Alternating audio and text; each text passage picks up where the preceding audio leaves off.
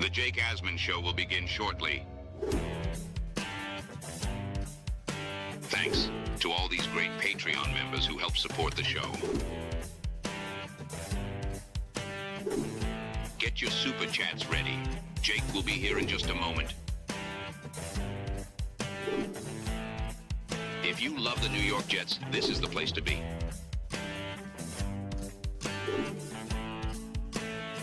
And now, the Jake Asman Show. It's tag day. Breece Hall and the Jets need to come to terms on a deal by 4 p.m. Eastern, or the Jets will have to use the franchise tag. We'll bring you the latest. New reports are out. Matt O'Leary will join me. A lot to talk about, Jet fans. Let's hit it and get it started. Wish it could have been a Jet, Fernando. Let's see what happens. What's your message to the Jet fans in New York? Jets, Jets. A new chapter for the Jets has started. Aaron Glenn and Darren Muji are tasked with shaping the future of this franchise. Will they be the ones to finally get it right? We will be here for every step of the journey on the Jake Asman Show, breaking down all the storylines, every game, and everything in between. Please subscribe and hit the like button below. Super chats, baby. Cut the line. The Jake Asman Show starts right now. Here we go, Jet fans. Welcome in, everybody. Make sure that you are subscribed to the channel if you haven't done so already. We're presented by FanDuel Sportsbook. Thursday, 10 a.m. Eastern Time, the brackets lock for the second ever ASMANIAC Madness tournament. So click the link in the description and make sure that you fill out your bracket if you want to be a part of the greatest tournament in all of sports. Again, the ASMANIAC Madness bracket pool closes this Thursday at 10 a.m. If you enter, you can enter for free. First place in the tournament wins a Nick Mangold autographed jersey. Second place, a Darrelle Revis signed helmet. Third place wins a signed Wayne Chrebet helmet. Shout out to everyone who's already filled out their bracket. With that, we say hello to a good friend of the show who joins us on Tuesday instead of Thursday this week. It's our guy, Matt O'Leary. Subscribe to Matt's channel, Matt O'Leary NY. Matt, how we doing? Jets, Breece Hall, deadline day. Tag you're it by 4 p.m. Eastern.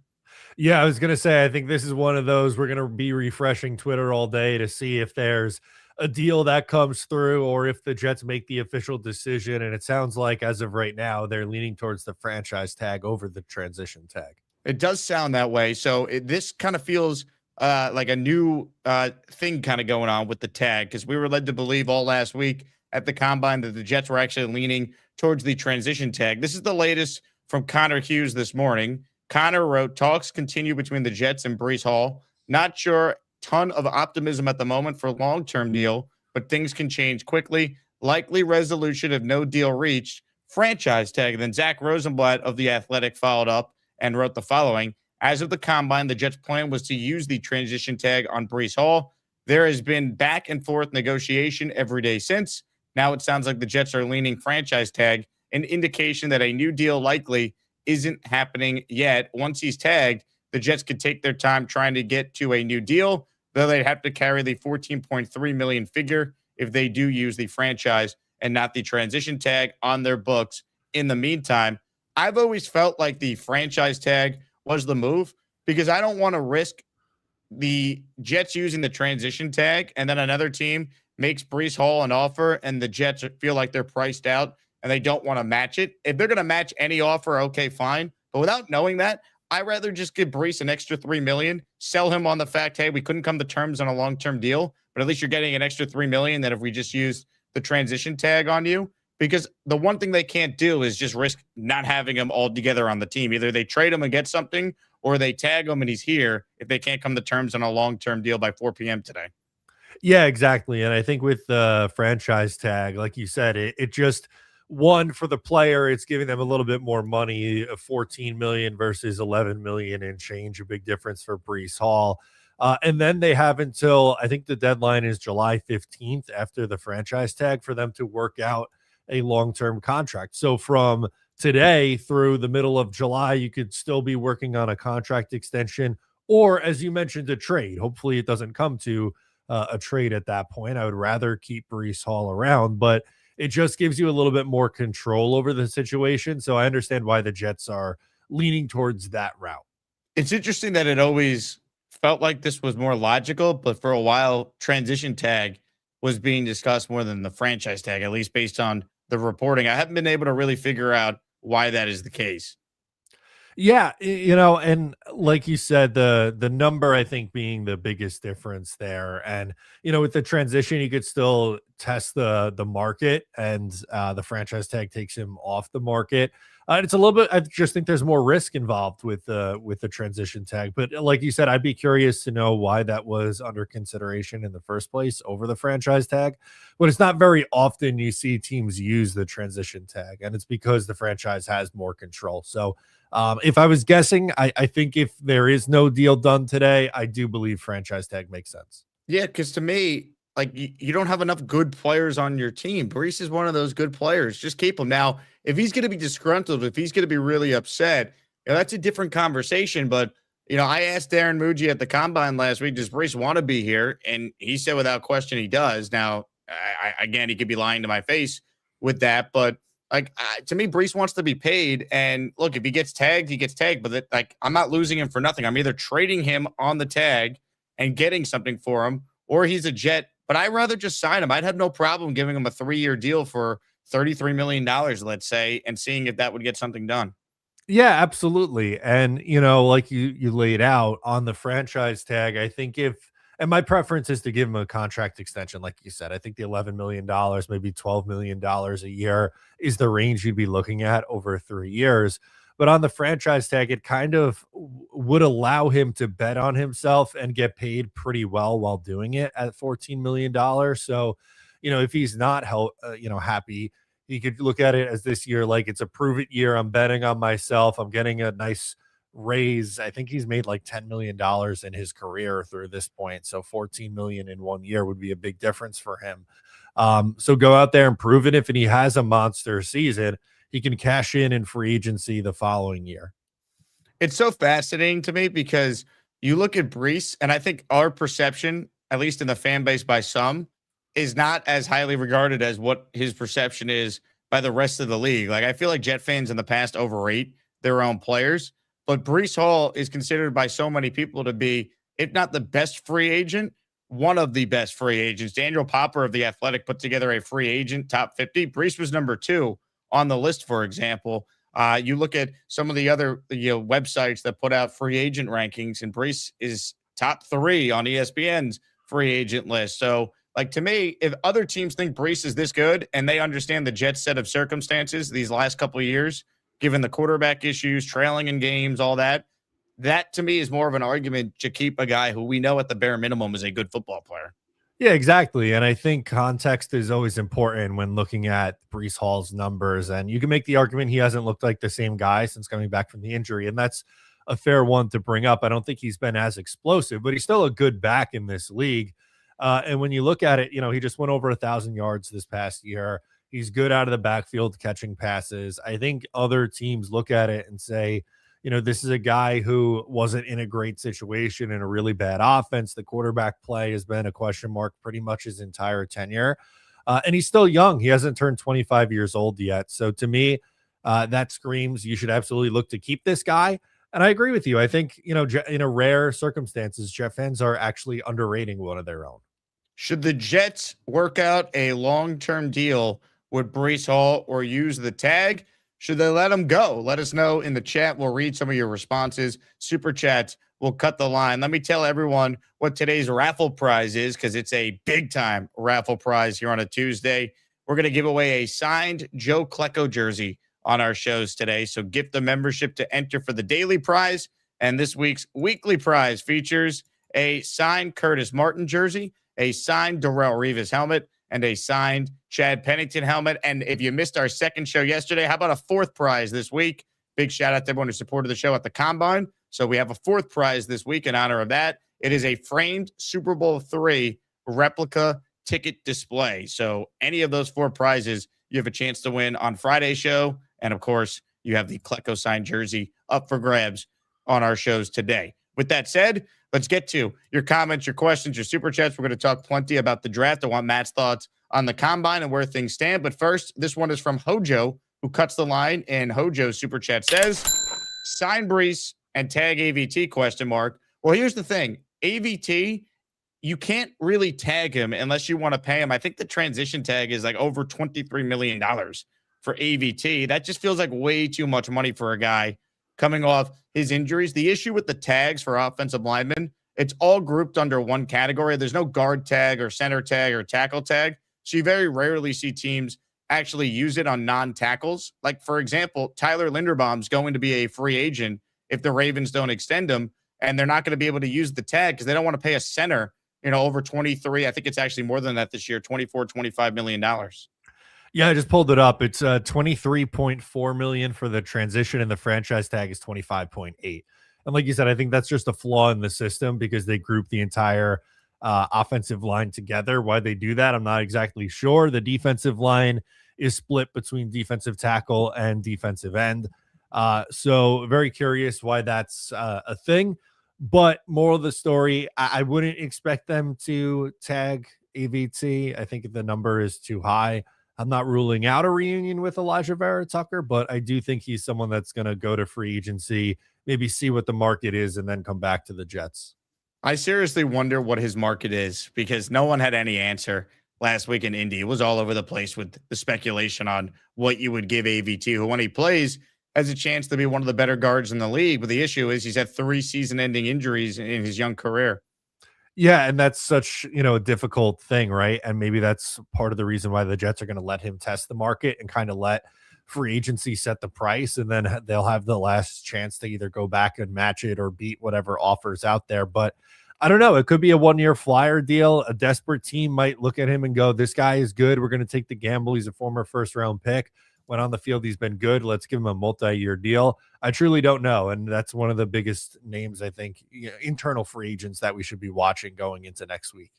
First time I've had you on the show since the Jets made one of the first big trades, or maybe the biggest trade of the NFL offseason to this point. Jermaine Johnson of the Titans. Jets get back defensive tackle T'Vondre Sweat. What was your reaction to the deal?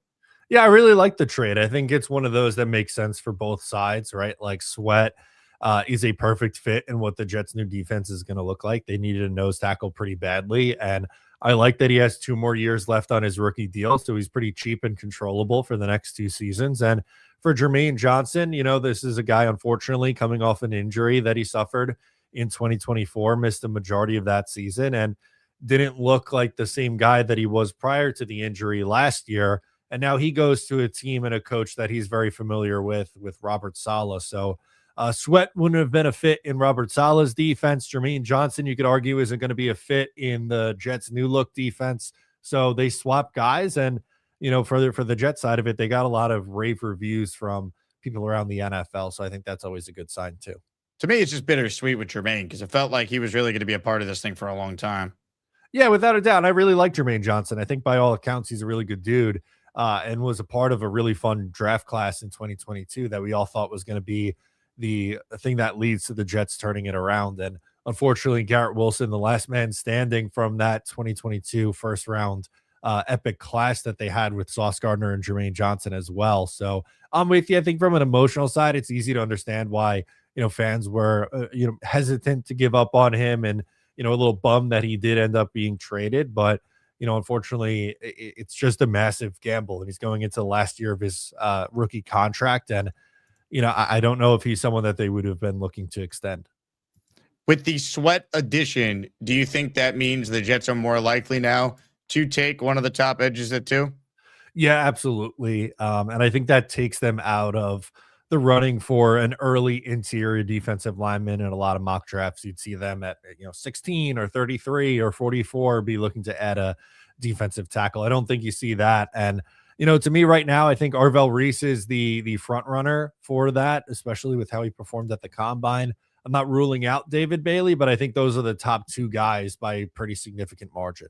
It feels like it's Reese or Bailey as of now. Maybe Sonny Styles, given how big of a freak he is, could play himself into the conversation. We're presented by FanDuel Sportsbook. Here are the odds for the number 2 overall pick. Arvell Reese is the favorite at FanDuel at -120, followed by Bailey at +135. And then you see a huge drop off after that with Bain down, Styles, Mendoza's way down on the list, Ty Simpson all the way down there. I would have no problem with either. I think it comes down to If you go with Reese, I think you're betting on the upside. I think if you're going with Bailey, you're getting a guy with a higher floor. I think Reese at his best, 20 years old, absolute freak. You could see him being a superstar, whereas I watched David Bailey, and I think he's going to be a very good player. It just comes down to what do the Jets and Muji and Glenn prefer here. Yeah, absolutely. And age is a big factor too, right? Like David Bailey's an older prospect and he's a little bit more, I would say, proven, right? Like you saw the sack production and the pressure numbers this year, where Arvell Reese is a little bit more projection. But, I also like the versatility with Arvell Reese, playing off ball linebacker. I think you're drafting him to play edge at number 2 overall. And I think he could do it well. But also with you in a division with Drake May and Josh Allen, you need someone on the edge with some speed who could spy the quarterback. And I think Reese really fits that role well. I wouldn't be upset with David Bailey. Like I said, I get it. He has a little bit more proven production, but he is a little bit older. And I think Reese is better against the run. So that's why I would lean Arvell Reese of the two. So the Jets sent out a tweet this morning that said, Combine in the books, up next free agency. And I got good news for you, Matt. The photo they used of Glenn at the Combine is him awake, locked in. Your thoughts on the nap scene around the world this past week? Yeah, a little overblown, right? Like I think the Jets confirmed, at least to Rosenblatt, and who knows, but they said he was looking down at a tablet or a phone, but definitely a little bit overblown. Glad they didn't tweet out that picture because there's leaning into it, but that's a little bit, you're kind of asking for it if that's the picture you would have used from the Combine. They should have leaned into it with a funny caption, like all eyes on free agency with a picture of Glenn, like have some fun with it. I think that would have been great. Yeah, it would have been great. It would have shown that, hey, like we saw it, we get it, kind of a thing. But love that. Alive and well, Aaron Glenn. He's ready to go. Muji, by the way, I'll give you a little Muj. Muj dressed in the all black look, like he's going to like a funeral or something. He's got the black hat, he's got the hoodie on here. I mean, look at him. Yeah, I love it. I think it's a great look for Darren Muji. The hoodie, that's rare. I feel like you see him in the button down or like the quarter zip usually, but hey, a black hoodie and the black hat, he's ready to go. Hit the like button if you guys are just tuning in. We'll get to your calls as well. I put the Gusbuster Umbrella hotline link in the live chat. We got to get Matt's thoughts on ASMANIAC Madness as well, Matt. I don't know if you've seen any of the brackets so far, but we got Kyle Clifton, Beastbreaker, Gary, and Charles Gorman as the 4 1 seeds this year. I love it. I'm going to have to fill out a bracket. I haven't done it yet. I know last year the 1 seeds went down pretty early and we were a little surprised by that. But, Kyle Clifton, regular caller, I think he has a chance to go on a real run out of all the 1 seeds. Kyle Clifton, the favorite, the number 1 overall seed. Comments, questions, super chats. They cut the line. Let's talk quarterbacks. This was from Rich Cimini over the weekend. He noted in his news and notes column some of the names that the Jets could be looking at. Everyone from the retired Derek Carr to soon-to-be free agent Malik Willis. Also, Rich said that there's a sense that the Jets will look to add 2 veterans, steering away from the overpriced big names and focusing on cost-effective backup/stopgap starters, players such as Tanner McKee, Spencer Rattler, Tyson Bagent. Another one to watch is Jared Stidham, who's under contract with the Broncos. GM Darren Muji knows him from his time in Denver. What do you make of that last part there from Rich talking about Stidham, McKee, Rattler, and Bagent as names to watch? Yeah, of that group, I think McKee is the most intriguing. Rattler, he's gotten some starting opportunities. I don't think he's looked great. Bagent's played a little bit more than Tanner McKee in the regular season, but he kind of struggled when he did get a look. I believe it was in Justin Fields' last season in 2023.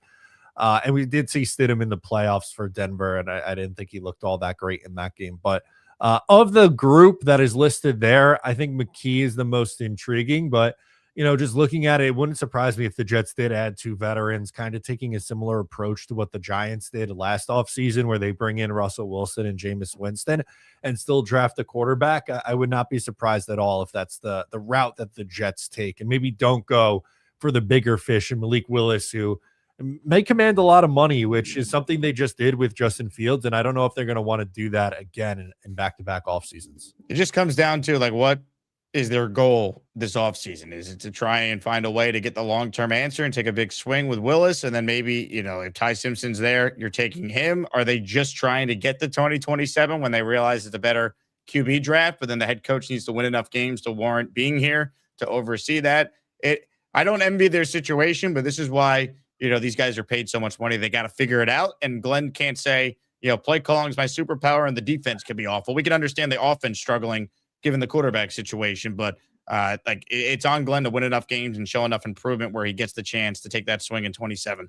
Yeah, and that's the challenging part of this, because I think you can make the case that they're better off for waiting for 2027, but they might not be here to make those selections if they have another 3-win season. So I'm very curious to see the route that they go for a quarterback, and I think they'll take at least one pretty tangible swing. Like it's really hard for me to think that it's just going to be like Jared Stidham, Tyson Bagent, and I don't know, pick your favorite day 3 quarterback. I don't know if that's going to be enough to move the needle forward offensively. It's going to be fascinating because there's just not a whole lot of great options out there. So I almost think I like the idea of get a vet and then a younger guy who's up and coming, who maybe has some potential. But I also don't want them to spend a ton of draft capital to bring in anyone of note, like Mac Jones for a 2nd-round pick. To me is a non-starter, for example. Yeah, I think some of the prices are going to be a little bit high. I wouldn't trade a 2nd-round pick for Mac Jones either, especially where the Jets are. They have a top 50. They have 2 top 50 picks in the 2nd round. So I think with how the roster is looking, I think they need to get, impact guys with those picks. And, I have question marks of what Mac Jones would look like away from Kyle Shanahan anyway. So I think that's too big of a gamble for me. I totally agree. And, in terms of a guy like Jacoby Brissett, what is that asking price set at for a guy that's clearly a bridge? They don't have a 3rd. Now, I did see something online this morning that the Jets actually got a 4th-round pick as one of their compensatory picks, which is higher than a 5th they originally were projected to get. So now they have, if my math is correct, 2 4ths. I would trade one of them for Brissett, and I think 4th is the most I would trade for any of these 1-year bridge QBs. I totally agree with you. I think 4th is the highest that I would go, especially when you consider that you don't have a 3rd-round pick. And if you have 2 4th-round picks, I think there's, you have enough capital early on in the draft with those 4 top 50 picks that you're okay with moving on from one of those. And who knows, maybe you move down with one of those 2nd-rounders and you could pick up a 3rd and get creative that way. But, Jacoby makes a ton of sense. One, because he's really good in that role as a stopgap or bridge starter. But number 2, he worked with Frank Reich and had a lot of success with Frank Reich, and he knows how to, run that offense. So if that's a realistic option for the Jets for a 4th-round pick, I think that would be the favorite. Will Parkinson had this tweet kind of articulating what I was showing. He's referencing OTC, which is the website Over the Cap, which is a great resource for any football fan this time of year. He wrote, Jets will be getting a 4th and a 5th-round comp pick in this draft as opposed to the assumed slotted multiple fits. So some positive news regarding the Jets draft pick accumulation. Here's the little list here that you guys could see from Over the Cap on the projected comp picks. The Jets are getting the 4th for DJ Reed signing elsewhere, and they're getting a 5th for Morgan Moses signing elsewhere. So that's not nothing. Nice to have an extra 4th when you don't have a 3rd. If anything, let's say you do have both 4ths come draft night, maybe you could package both 4s to get back into day 2, get back into round 3. Yeah, no, absolutely. And that gives you another opportunity, right, to move around the draft board. And they have so many draft picks. I don't expect them to stay put and draft all those guys. I think you could see them move around the draft. I also think you could see them do what they did a year ago where they, traded day 3 capital for already established NFL players. So, maybe we see a 5th or a 6th get moved for, a guy who's, could be a cap casualty. So you trade for him rather than them just flat out cutting him. I think the safety from Atlanta would make a ton of sense. Jesse Bates. Thank you. His name was escaping me for a moment. Jesse Buda Bates. Baker as well. I mentioned him yesterday on the show. Again, that's one of the things I thought Muji was really good at in year 1. The late picks for veteran commodities that help you. They should do that with as many of these late round picks as possible. Right, because would you rather Jesse Bates or would you rather take someone at 207 and you're going okay, what does that really do for us to try to help us and, get to 2027? So I think that's a route they should absolutely take. Even the 4th. Last year, they lit a 4th on fire with Arian Smith. They traded up for Tyler Barron. The first draft picks 1, 2, and 3. Solid. Membu looks like he's going to be legit. I'm a fan of Taylor. I think AZ showed us that he's got some potential. But whatever their process was a year ago, hopefully it's refined a year later because they were abysmal on day 3 last year. Yeah, really the only promising pick on day 3, I think, is Malachi Moore. And, I'm not ready to write him in as a starter. I think, he's probably right now a third safety, but an intriguing piece. The rest of that day 3, I think, was a disaster. So you're right. I think they desperately need to change their approach to, how they look at this thing. Comments, questions, super chats, cut the line. Again, let's get some raffle entries if you want a chance to win a signed Joe Klecko jersey on our program today. This super chat is from Cashmere Black, who writes in, choice between Linderbaum or keeping Breece. If it was me, I'd sign Linderbaum because I want to get the best offensive line in the league. I don't think it's one or the other, though, in this scenario, Cashmere. But if I can only have one, guys like Tyler Linderbaum just don't hit free agency, which is why I'm willing to overpay, make him the highest paid center in the league, and feel like between him, my 2 bookend tackles, and Tippmann, I don't even care who the other guard is at that point. I feel like I'm set up, regardless who my quarterback is this year and beyond, to protect him and give him a legitimate chance to be successful here. Yeah, I'm with you. I just think you'd have to pay a ton of money. Like we're talking about him getting over 20 million and that number being closer to 25, which completely resets the center market. You just have to be comfortable with doing that. I think Linderbaum's a rare guy hitting free agency in his mid-20s, and centers can last a long time. So that's not necessarily like you're signing a guy at 30 years old to play another 2 years here. That's someone who could be a long-term answer for a long time, but you're just gonna have to pay up to do it. Comments, questions, super chats. They always cut the line. We'll get to your calls as well. Gusbuster Umbrella hotline link is linked in the chat. Matt, there's some rumblings about Kyler Murray and the Jets. This was Matthew Berry yesterday. All right, so I'm at the NFL Combine, and you know what happens at the NFL Combine? Rumors. Look, I'm not a journalist. I'm not reporting this as news. I'm just telling you, you go out late at night at bars, you hear a bunch of stuff, and some of the rumors I've heard about quarterbacks are fascinating. I heard that Kyler Murray, not on Minnesota's radar, really. Wouldn't be surprised to see him in the Jets. That's one that I keep hearing a decent amount. Kyler Murray to the Jets. Kyler Murray to the Jets. What's your reaction if that's the move they make? I don't love it. I think, if he's cut and is in free agency, at least you could spin it. He's going to be cheap because, he's probably signing for close to a vet minimum deal. But I just don't know about the fit, right? Like Aaron Glenn and Darren Muji, they talk about culture and bringing in the right guys. And, Kyler Murray, yes, he's had the most success looking at, the first 3 years that he's played in the league. But since then, he's missed a ton of time at 3 of the last 4 years. And there's major question marks with how bought in he is. And, there's a clip of Aaron Glenn on the Pivot podcast essentially laughing at a comment that they made about, Kyler Murray not studying and how Aaron Glenn's defense had their best game of the season going up against Kyler Murray. So I get it because the Jets are so desperate for the quarterback, and, he's still under 30 years old, and he's, you can make all those things as a former number 1 overall pick a reason to sign him. But I just don't know if the character is the right fit. It would just feel like the total opposite of what Glenn would look for in a player, and everything we hear about Frank Reich and his like bench barometers he has for quarterbacks. To bring in a guy like Murray, I'd be really surprised. Again, this regime is desperate. This would be a desperate move, though, if you bring in Kyler Murray. Yeah, I definitely think so, right? And they are desperate. So, like I said, a part of me would understand it, why they would go down that road, but it does feel like the complete opposite of everything that we know about Frank Reich and everything that we've heard from Aaron Glenn since he became the Jets head coach. Comments, questions, super chats. They cut the line. Ladies and gentlemen, do you want Kyler Murray? Still the real AD says, whoa, now Murray character issues, GTFOH. Yeah, I mean, again, it's pretty well documented. Like they had a clause in his contract that he needed to study. Name me a quarterback that's ever had that. It's unheard of. Yeah, I mean, it's been very well documented, and there's been former Arizona coaches, former Arizona teammates who've come out and, confirmed those rumblings about him not studying and him not really being a leader. So I don't know what else you need to hear.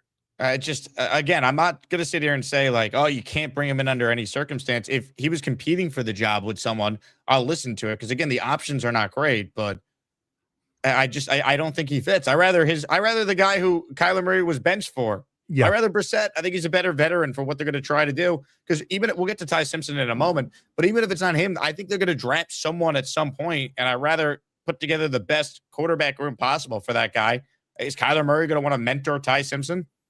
No, or do you want Ty Simpson watching the process that Kyler Murray takes every week to prepare to start? Or prepare might be a stretch. Under prepare to start. I'm with you. I think Jacoby Brissett is a better fit for what they are looking to do than Arizona. If you could guarantee that he's going to look like what he did his first 3 years in the league, that's fine. But he's missed in 3 of the last 4 years. He played 11 games, 8 games, and 5 games this past year. He gets hurt all the time. He misses time. I don't think it would be a good fit. This was Connor Hughes on SNY's Jets Final Drive talking about Kyler Murray and some of the things he's heard about him.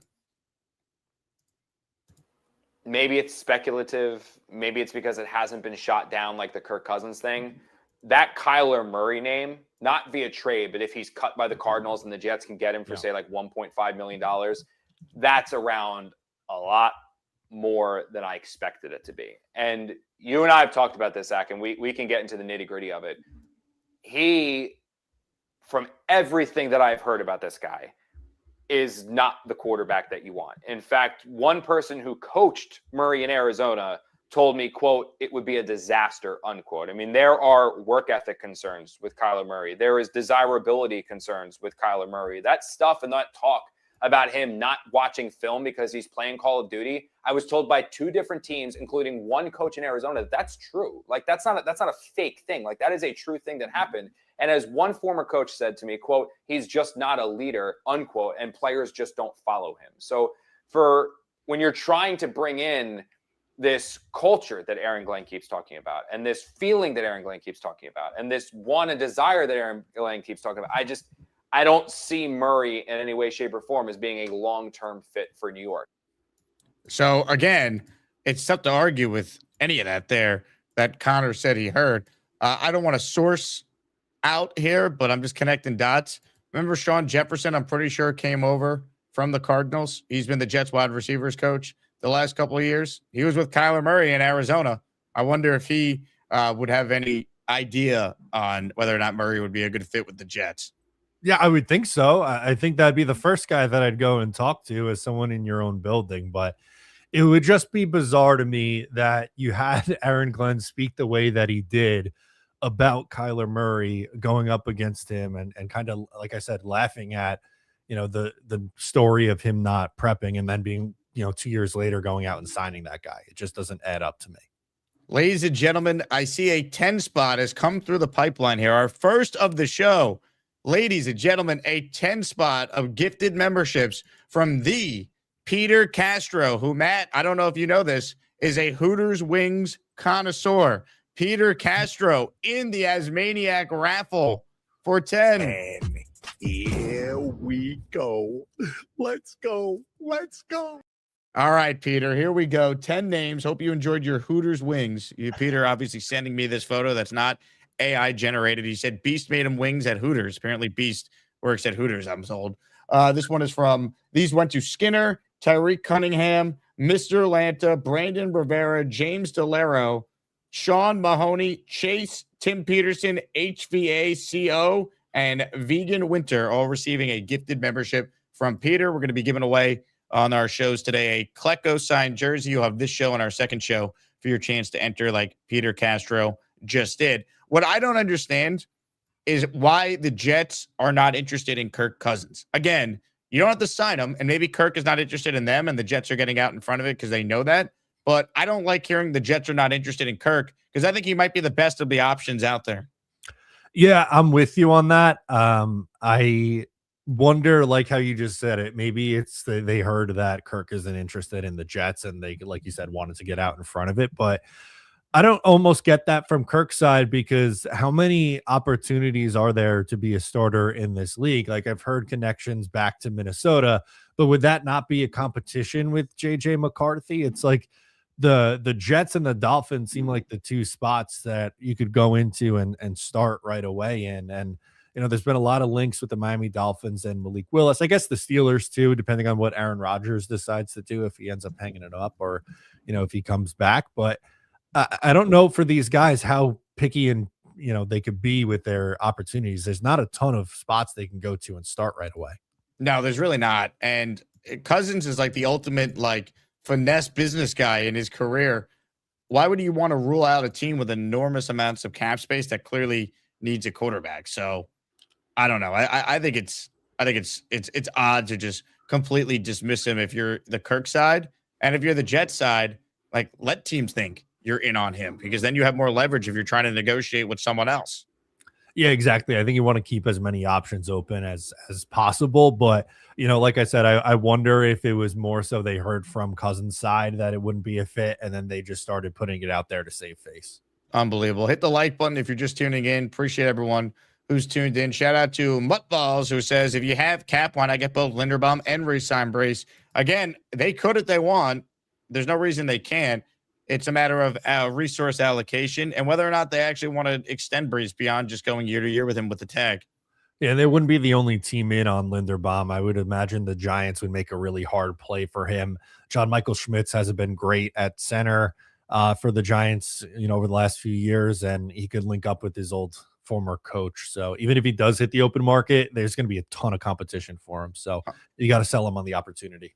100%. Hit the like button if you haven't. Again, ASMANIAC Madness, it starts on Thursday. Fill out your brackets if you want a chance to win a bunch of awesome signed Jet items. We have our play-in tournament. The play-in battle features Carlos the Barber and Cash Money Mike Thursday morning, followed by Man with the Jets Tattoo and Leany. And then this Friday AM, first show of the day, Five Brows against Jay Graves. And on the line right now for today's first call is, in fact, Five Brows. And here we go.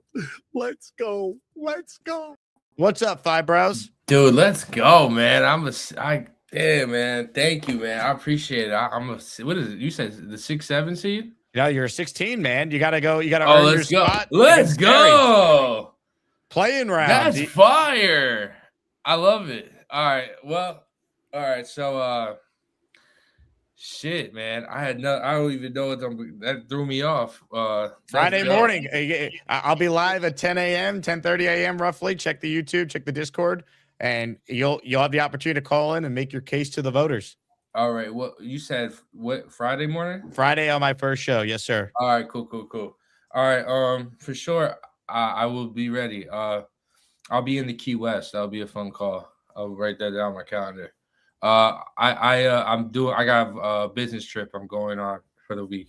But anyway, I was gonna say, yeah, man. So I'm hearing Todd McShay's talking about he thinks the Jets should draft Sonny Styles at 2, like the best. Like he thinks the edge is cool, but like he thinks drafting a premium edge rusher isn't, like, he thinks we're just drafting like a premium position at 2 just because we're at 2. He thinks we should just get the best. He says the best 3 players in the draft is Jeremiah Love, Sonny Styles, and Downs.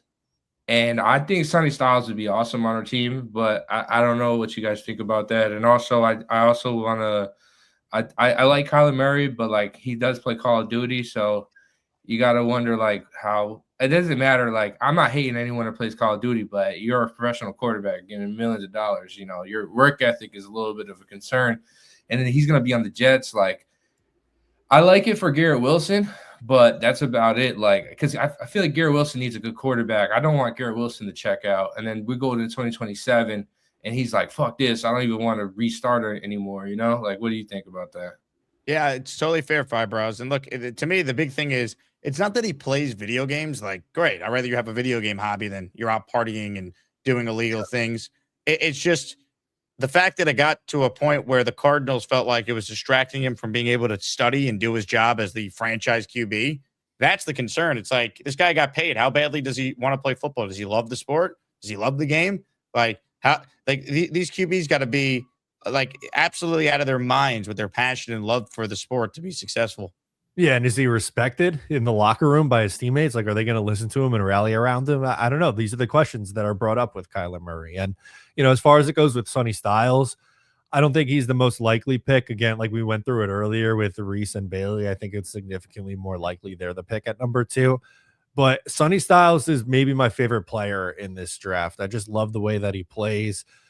He was the leader on that Ohio State defense. They had a ton of talent. Reese, Styles, Caleb Downs, they're all guys who are going to go very early in this draft. But the leader of the crew was Sonny Styles. So I think it'd be a really fun pick. I'm not against it, but I wouldn't be betting on Sonny Styles being the pick.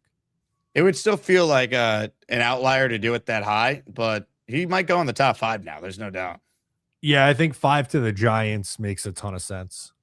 5 to the Giants. Where do you think Love ends up, by the way? Because he obviously crushed the combine as well. It's a weird draft where you have some of the best players as non-premium positions, including him. Where does Jeremiah Love end up? I think the Saints, I think Kamara's, just about on his last leg, and they can look for a weapon for their young quarterback in Tyler Shuck. So I think he goes top 10. If not the Saints, I think on the Chiefs would be a ton of fun too, but I'm not convinced the Chiefs would take a running back in the top 10. That just kind of goes against what their draft strategy has been, but those are the 2 spots that I think would make the most sense for Love.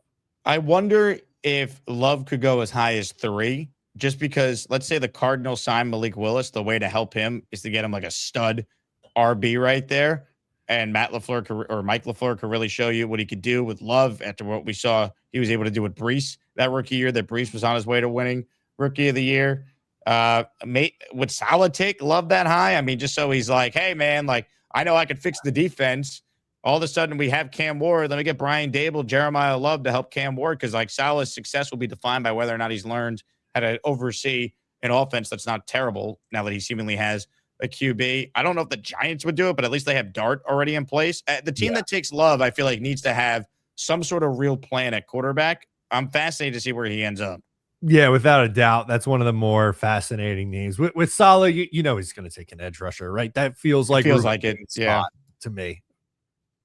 Yeah, it does feel like I guess the arm length thing maybe would knock him down, but I mean, the way Salah was glossing all over Bain at the combine last week, maybe that's gamesmanship. I don't know. Who knows? Yeah, I'd be shocked, though, if he doesn't take an edge rusher. He just doesn't seem like someone who's going to ever move off of that. What if he took Styles, though, and then all of a sudden he's like, look what I could do with linebackers? Or does he trust his ability to find like a Quincy Williams off waivers and coach that guy up? That's what I was just going to say. I think he could sign Quincy Williams and draft somebody on day 2 or day 3 at linebacker and get them up to speed. So yeah, is there more of a lock signing than Quincy to the Titans when free agency starts? Maybe only Alex Anzalone to the Jets. That's the only other one that I could think of. Unreal. Comments, questions, super chats. Cut the line. Matt O'Leary hanging out with us here. Appreciate everyone who's tuned in. We got a lot certainly to discuss from now until the draft. Let's talk a little Ty Simpson here. Matt, I don't know where you stood with Ty before the combine, but after you heard this, Jets, Jets. Has your opinion changed on Ty Simpson to the Jets? Make him the pick at 2. Let's go all in on Ty. No, my opinion hasn't really changed on Ty Simpson, after the combine. And I don't like to put a ton of stock into the combine, especially for the quarterbacks. I think, the meetings are maybe a little bit more valuable to these teams at the combine with the quarterbacks. And, unfortunately we're not in on those, so we don't know what was said. I definitely think he's in play at 16. I feel like I describe myself as lukewarm on Ty Simpson. Like, I could understand why a team would be interested in taking him in the first round of the draft. But I'm going to be honest with you, the 15 starts does scare me, right? Like, I don't think that's a ton of starting experience. I know the injury played a factor in how he played down the stretch, but he also fell off a cliff in the second half of this season. So a part of me would get it if the Jets did make that pick. And I'm not saying there's a 0% chance Ty can work out. I do think there's tools and traits there that you can work with, but the history of guys who don't really hit that starting number of games threshold is a scary one. It's tough to do it at 16. If they took a chance at 33, I'd have no problem with it. Yeah, and that's the big difference, right? Like, it's only one pick different from being a first round pick, but that second round attachment, like, doesn't stop you from then going to the draft and taking a quarterback in the first round the next year if you have to. It's just not as scary. And 16 is still a spot where you can get a valuable piece. Maybe one of the wide receivers is available there for you if you take the edge rusher, or, there's a bunch of different routes the Jets could still go at pick number 16 besides quarterback. But you're right. Like, the difference between a second round quarterback and a day 1 guy is huge. Ladies and gentlemen, this comment is hilarious. Anthony writes in, I was never in on Ty until Jake had him doing the Jet chant. Now I'm all in, and it's all Jake's fault. We just want to be loved, Anthony. That's it. Ty knew what he was doing. He knew how to pander to this great fan base. Jets, Jets. That's all it took. That's it, man. And it was awesome. I love that you got that. It was a great clip making the rounds, and he might be the only guy excited to go to the Jets. That's right. And God bless him. Hopefully he's able to handle what comes with being the Jet quarterback if they go down that path. Beastbreaker writes in, time for the toilet. Well, Beast, after you performed a brilliant display of cooking in your attic yesterday with steaks and burgers galore, this does not shock me. So good luck with that one. Vegas Nick writes in, one of the few positions that the Jets could be proud of in their history is center. Schmidt, Field, Sweeney, Mawai, Linderbaum fits in perfectly. You didn't even mention Mangold. You forgot the great Nick Mangold. Vegas. Say we're missing a big one here. Johnny Boy with a super chat. Thoughts on the kicker Zavada in the 7th round? This is more of a green bean question. I have not looked at any kickers. I just want Nick Folk re-signed. That's my one thing. Yeah, in a perfect world, I think bringing Nick Folk back makes a lot of sense. If he is back, great.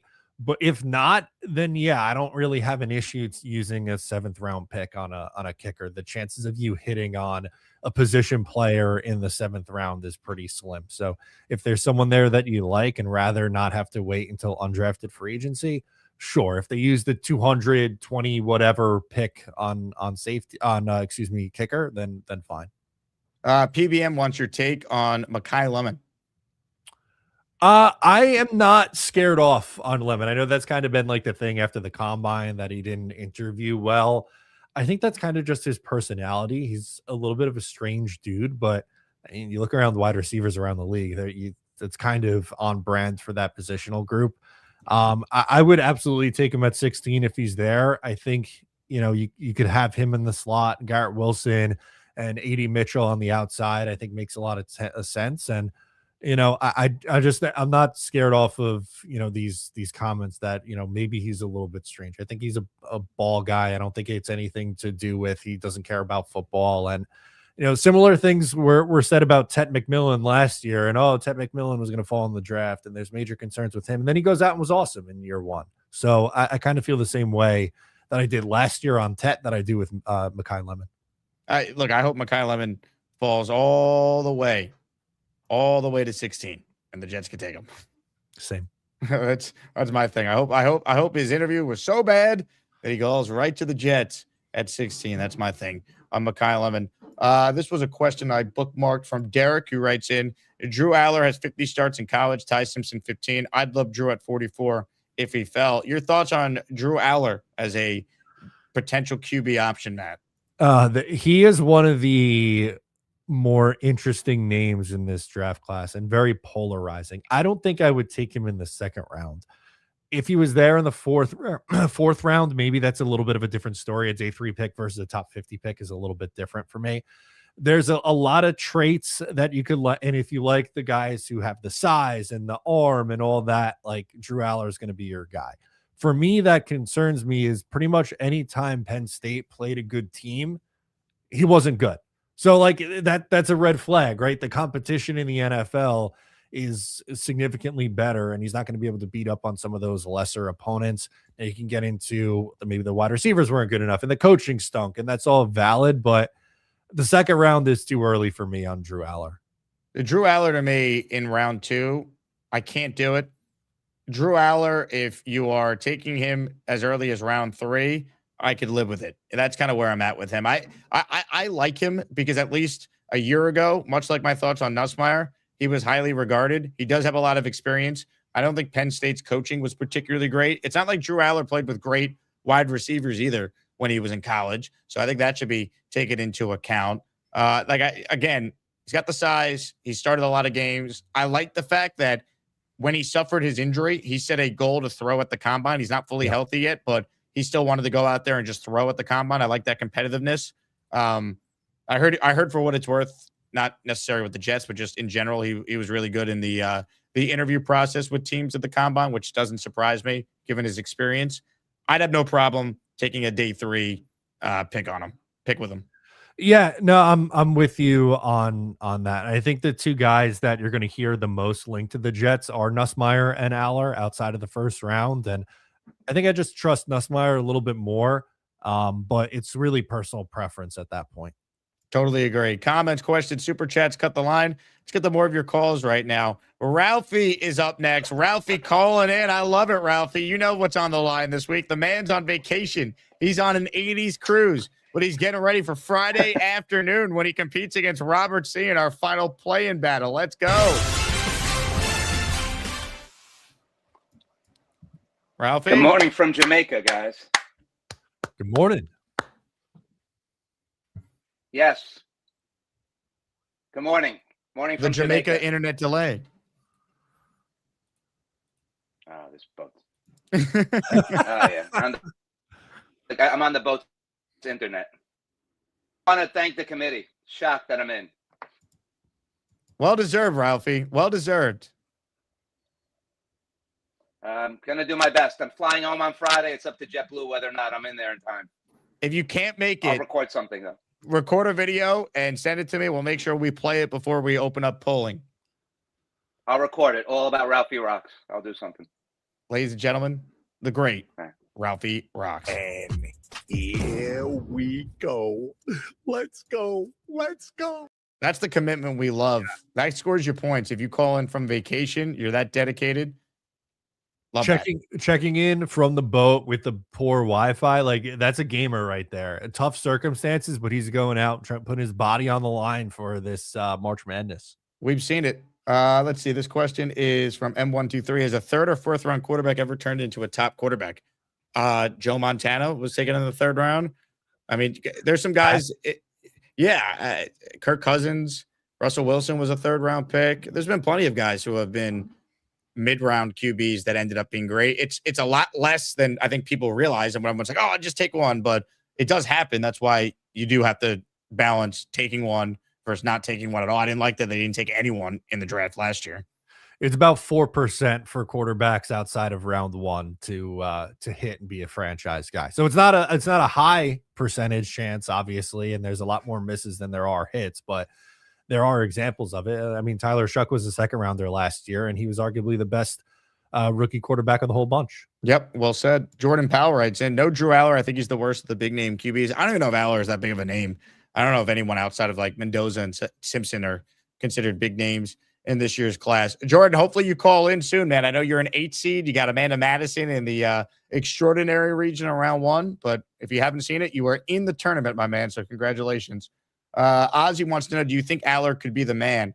I think he's got the talent to do it. If you watch them, he's very raw. Again, like, and a big thing for him, I heard him say this week, was fixing his mechanics. He's a former baseball player. So when you watch him, you kind of see some of that. He just needs to refine his mechanics. And again, he seems like a guy with great work ethic who could probably do that. That's a guy to me with the traits that you'd bet on day three. I wouldn't want to do it earlier than that, but I don't hate him as a day three dart throw for the Jets. No, I just think there's a wide variance of outcome. I think the floor could be pretty low, but I think the ceiling could be pretty high.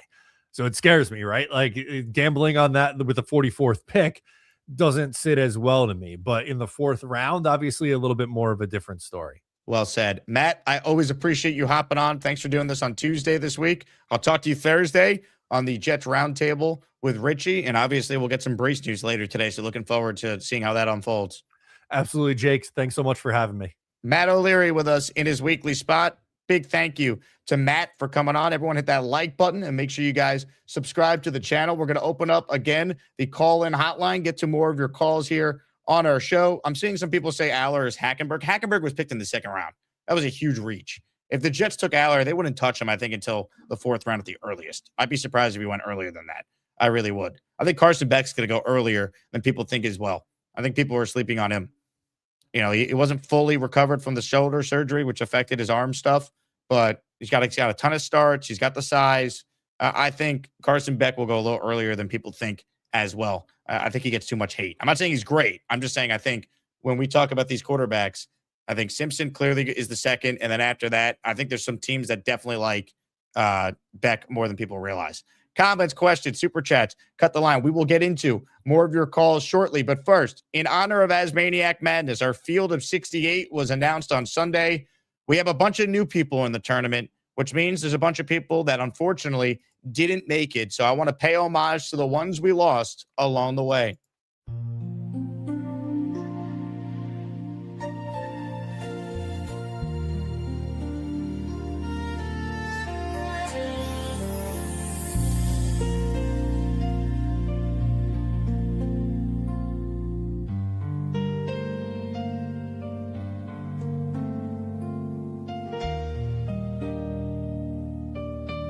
Listen, pig mouth, shut up. Yeah, boss, you don't fire me, Dave. You what?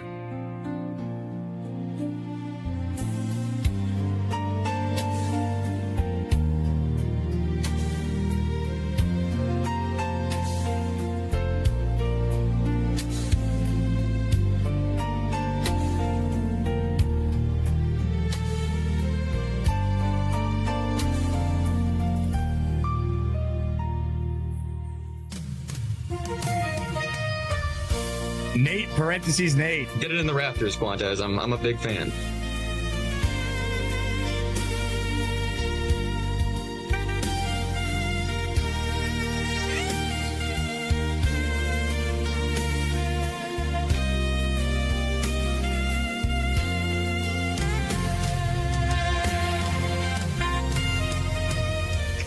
Buttered sausage. Only on this show, dude.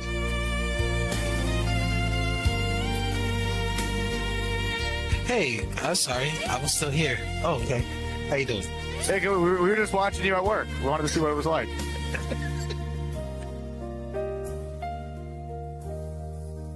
Hello, Chiefs fan. Yo, last night I was outside talking and I walked over and checked on my neighbor and I found out my neighbor passed away.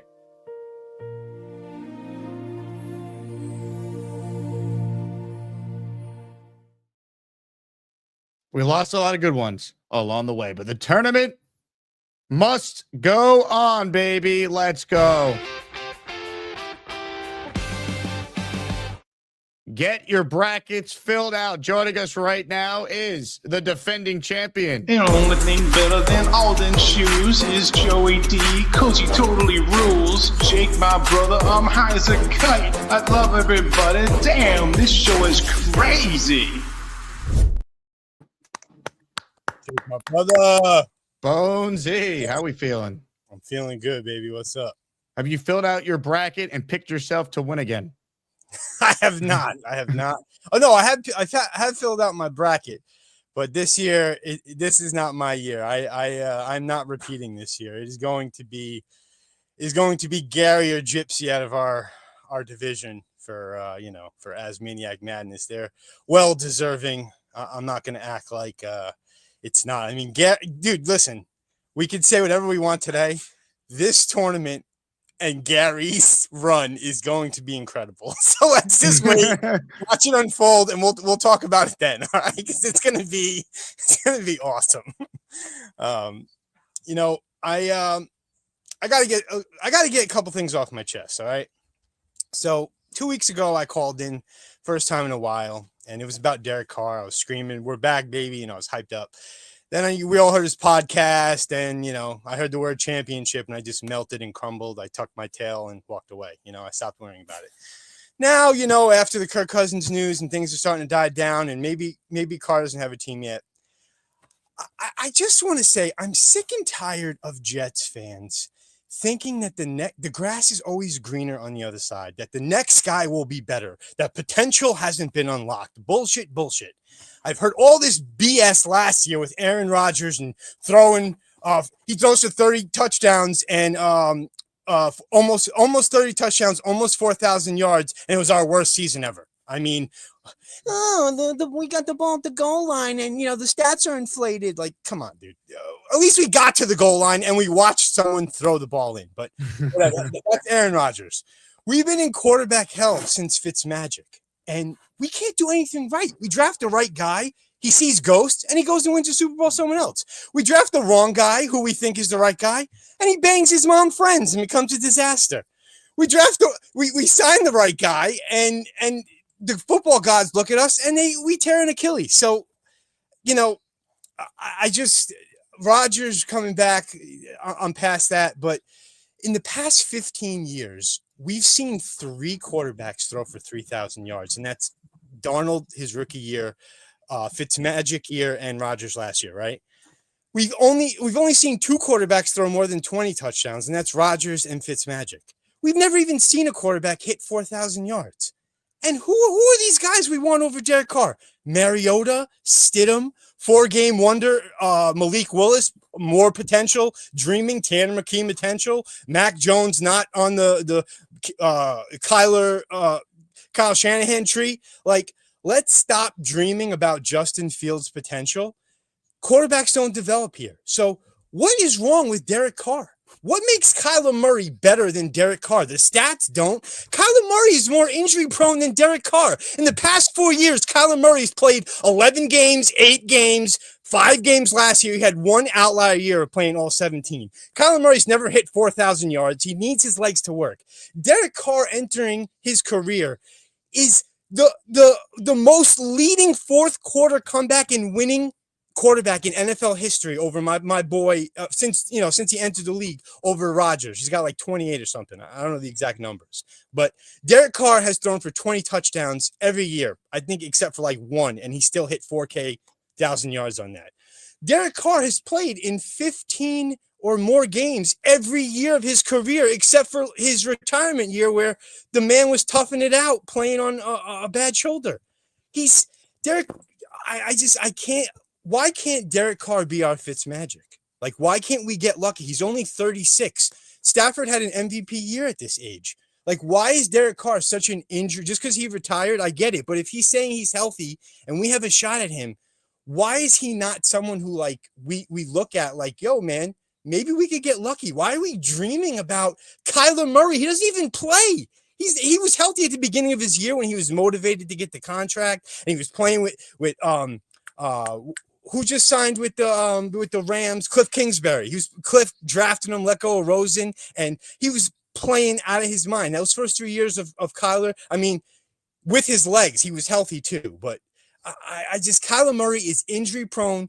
There's rumors that he's not all into football, and everybody's like, oh, he'll be the best quarterback we've ever had. Get out of here. Kyler Murray doesn't get on the field.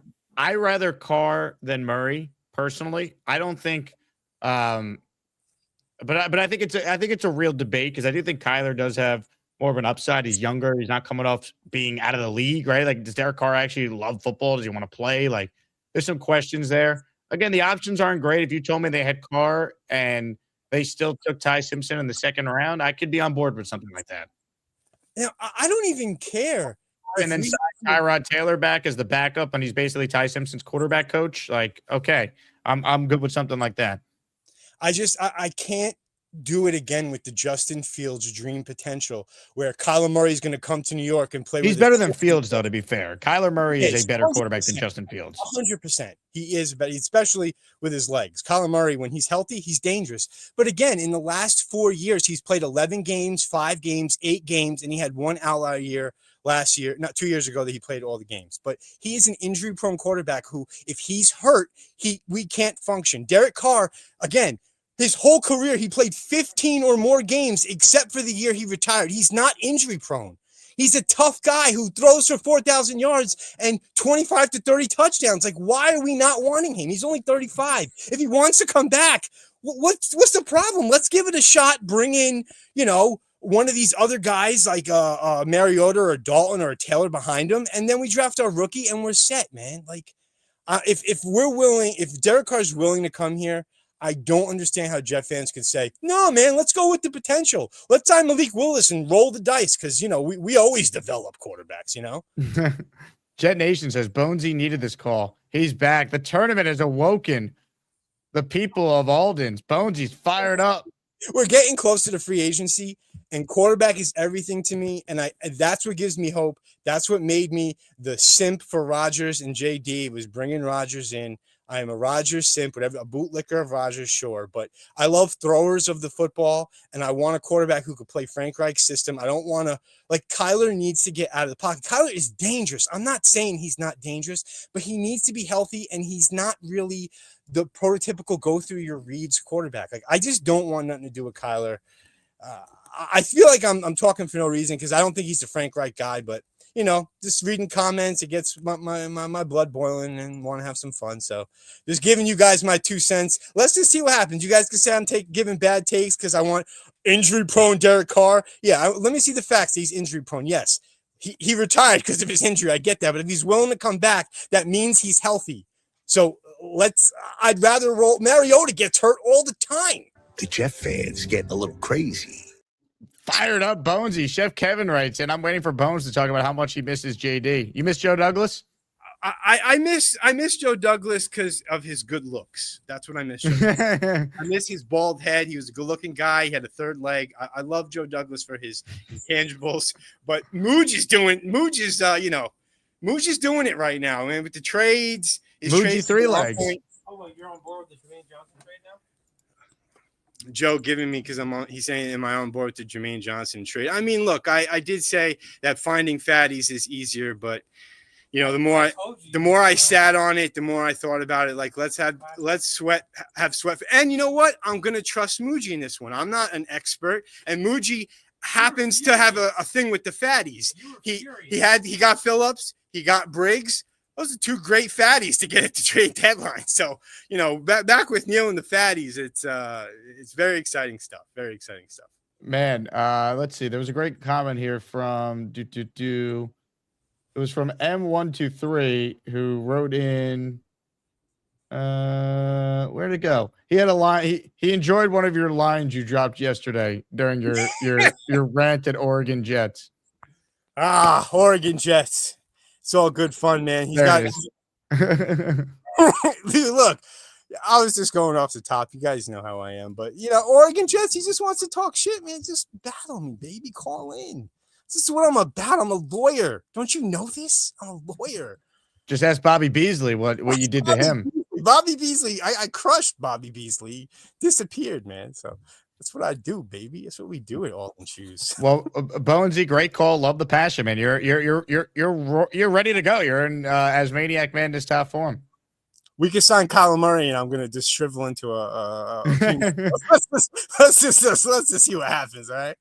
Ladies and gentlemen, the champ. The only thing worse than the New York Jets is cheap-ass shoes and head coach blues. At least we got Muji and some first-round picks. Jake, my brother, I'm trying to get hype.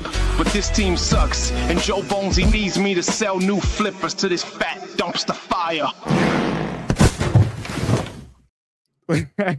Oh, that intro gets me every time. Lou B writes in, all day everyone's saying Love's the best in the draft. He could go 3, but not good enough for 2. Lou, he could go 3. You could argue for it at 2. I don't think the Jets are going to take him. I wouldn't agree with them taking him. I'm not disputing Jeremiah Love's an awesome player. He is. I think given where the Jets are at, you can't take a running back that high unless you have an established quarterback already in place. Until then, add premium players to your team and not a running back who might have a 4 or 5 year shelf life of greatness. That's the reality, right? Saquon Barkley didn't even win his championship with the team that took him 2nd overall. Had to work for Ashton Genty in year 1 with the Raiders. I'm not doing it. What if the Falcons won with Bijan? You need the quarterback. I don't think you invest that level of resource that early.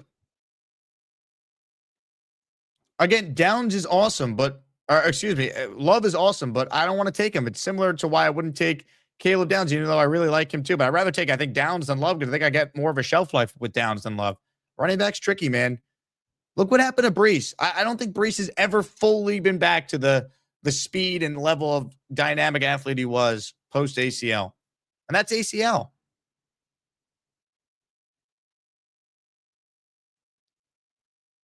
I just think you gotta consider value when you're picking 2nd. And it's not like the options stink for the Jets. If they take Reese or if they go out there and they take Bailey or even Styles, you're getting a big time prospect there. who's going to give you way more than a 5-year shelf life that a running back potentially does. That's how I look at it.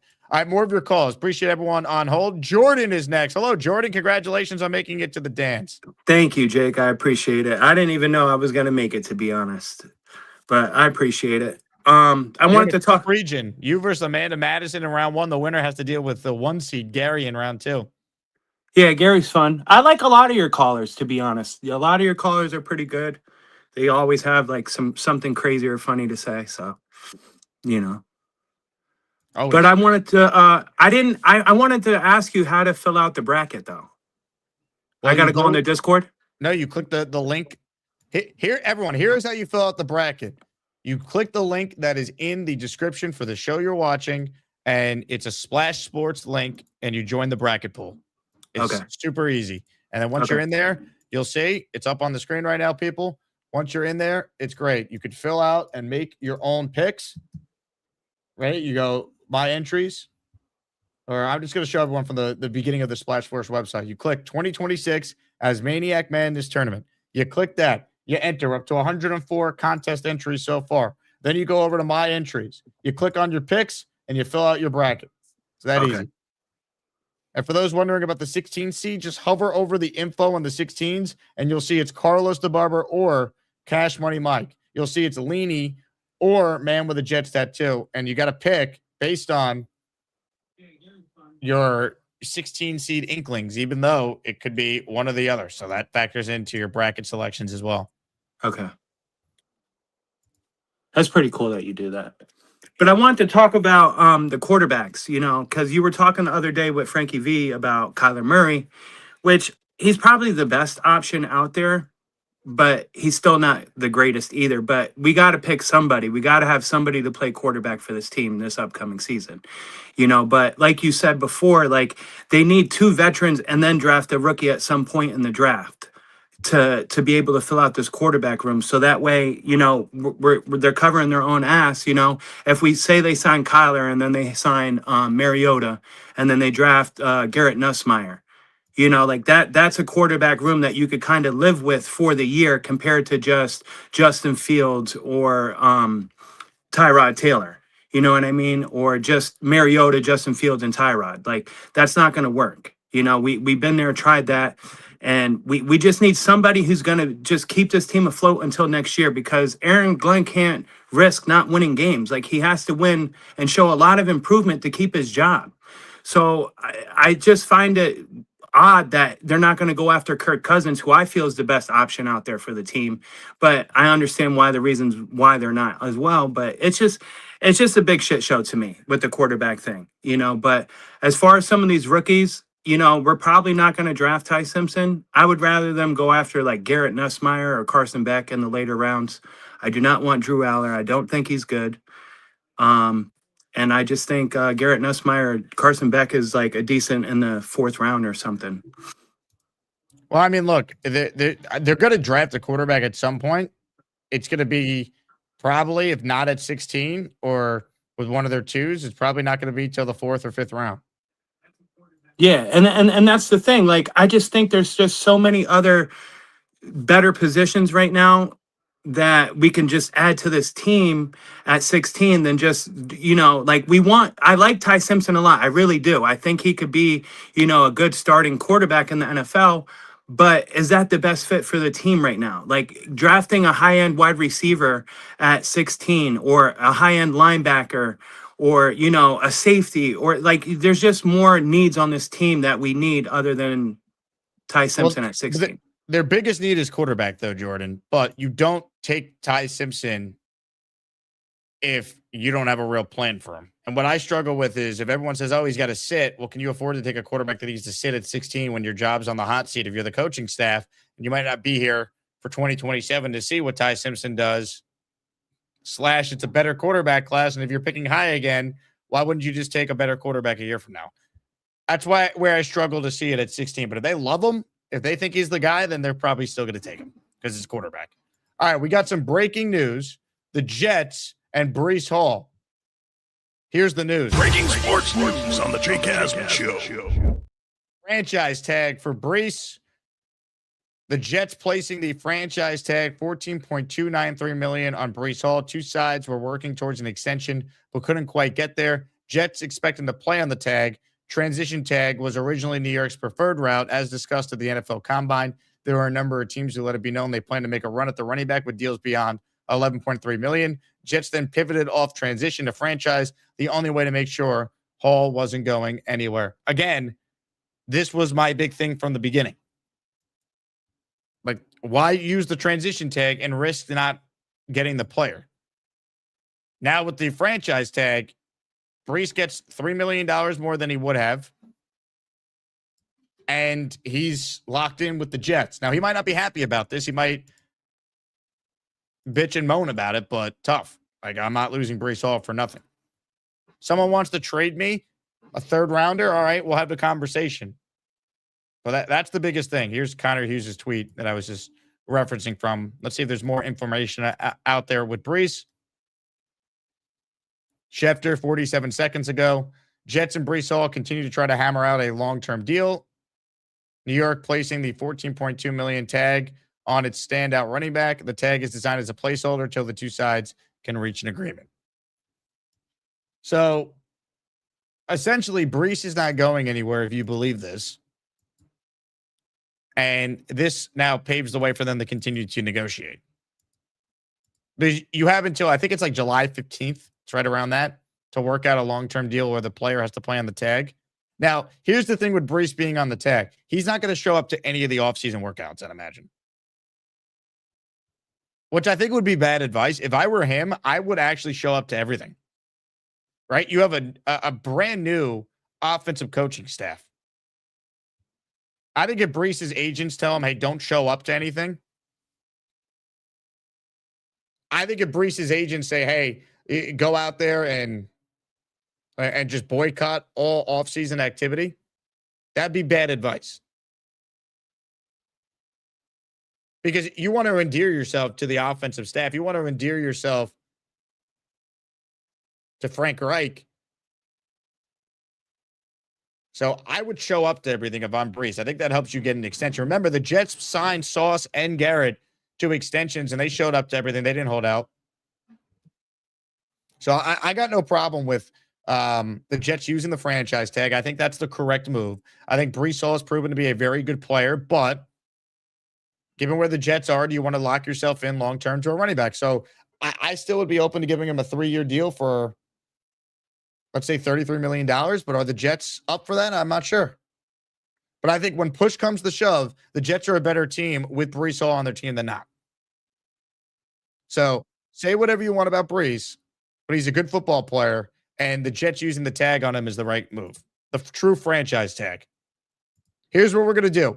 Going to take a short break. I got to update the thumbnail. Got to update the title. I'm not going to end the show. We'll stay live. I want to hear from Jet fans. Your instant reaction, Jet fans, to Breece Hall and the Jets not being able to this point coming to a long-term deal. Instead, the Jets will use the full franchise tag on Breece, with the two sides, according to ESPN's Adam Schefter, trying to work out a long-term deal. So we take a quick break, and we will get right to your reaction on Breece Hall and the Jets being unable to come to a long-term deal. At this point, we're back right after this. It's time for ASMANIAC Madness. Who will cut the nets down as the top ASMANIAC for 2025?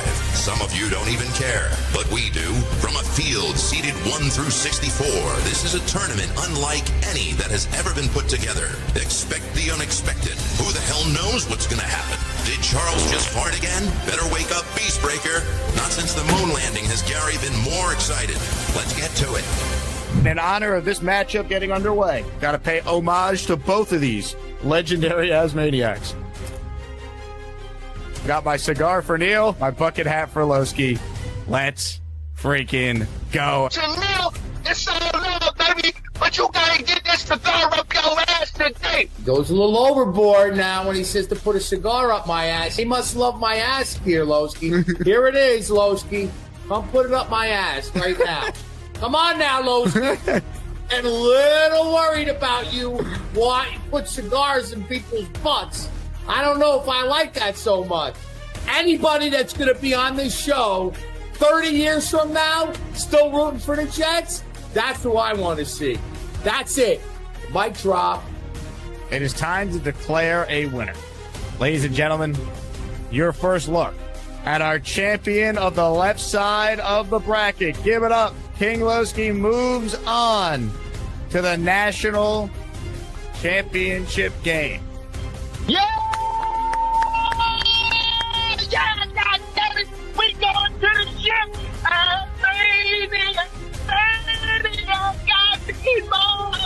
I need to win this thing, baby!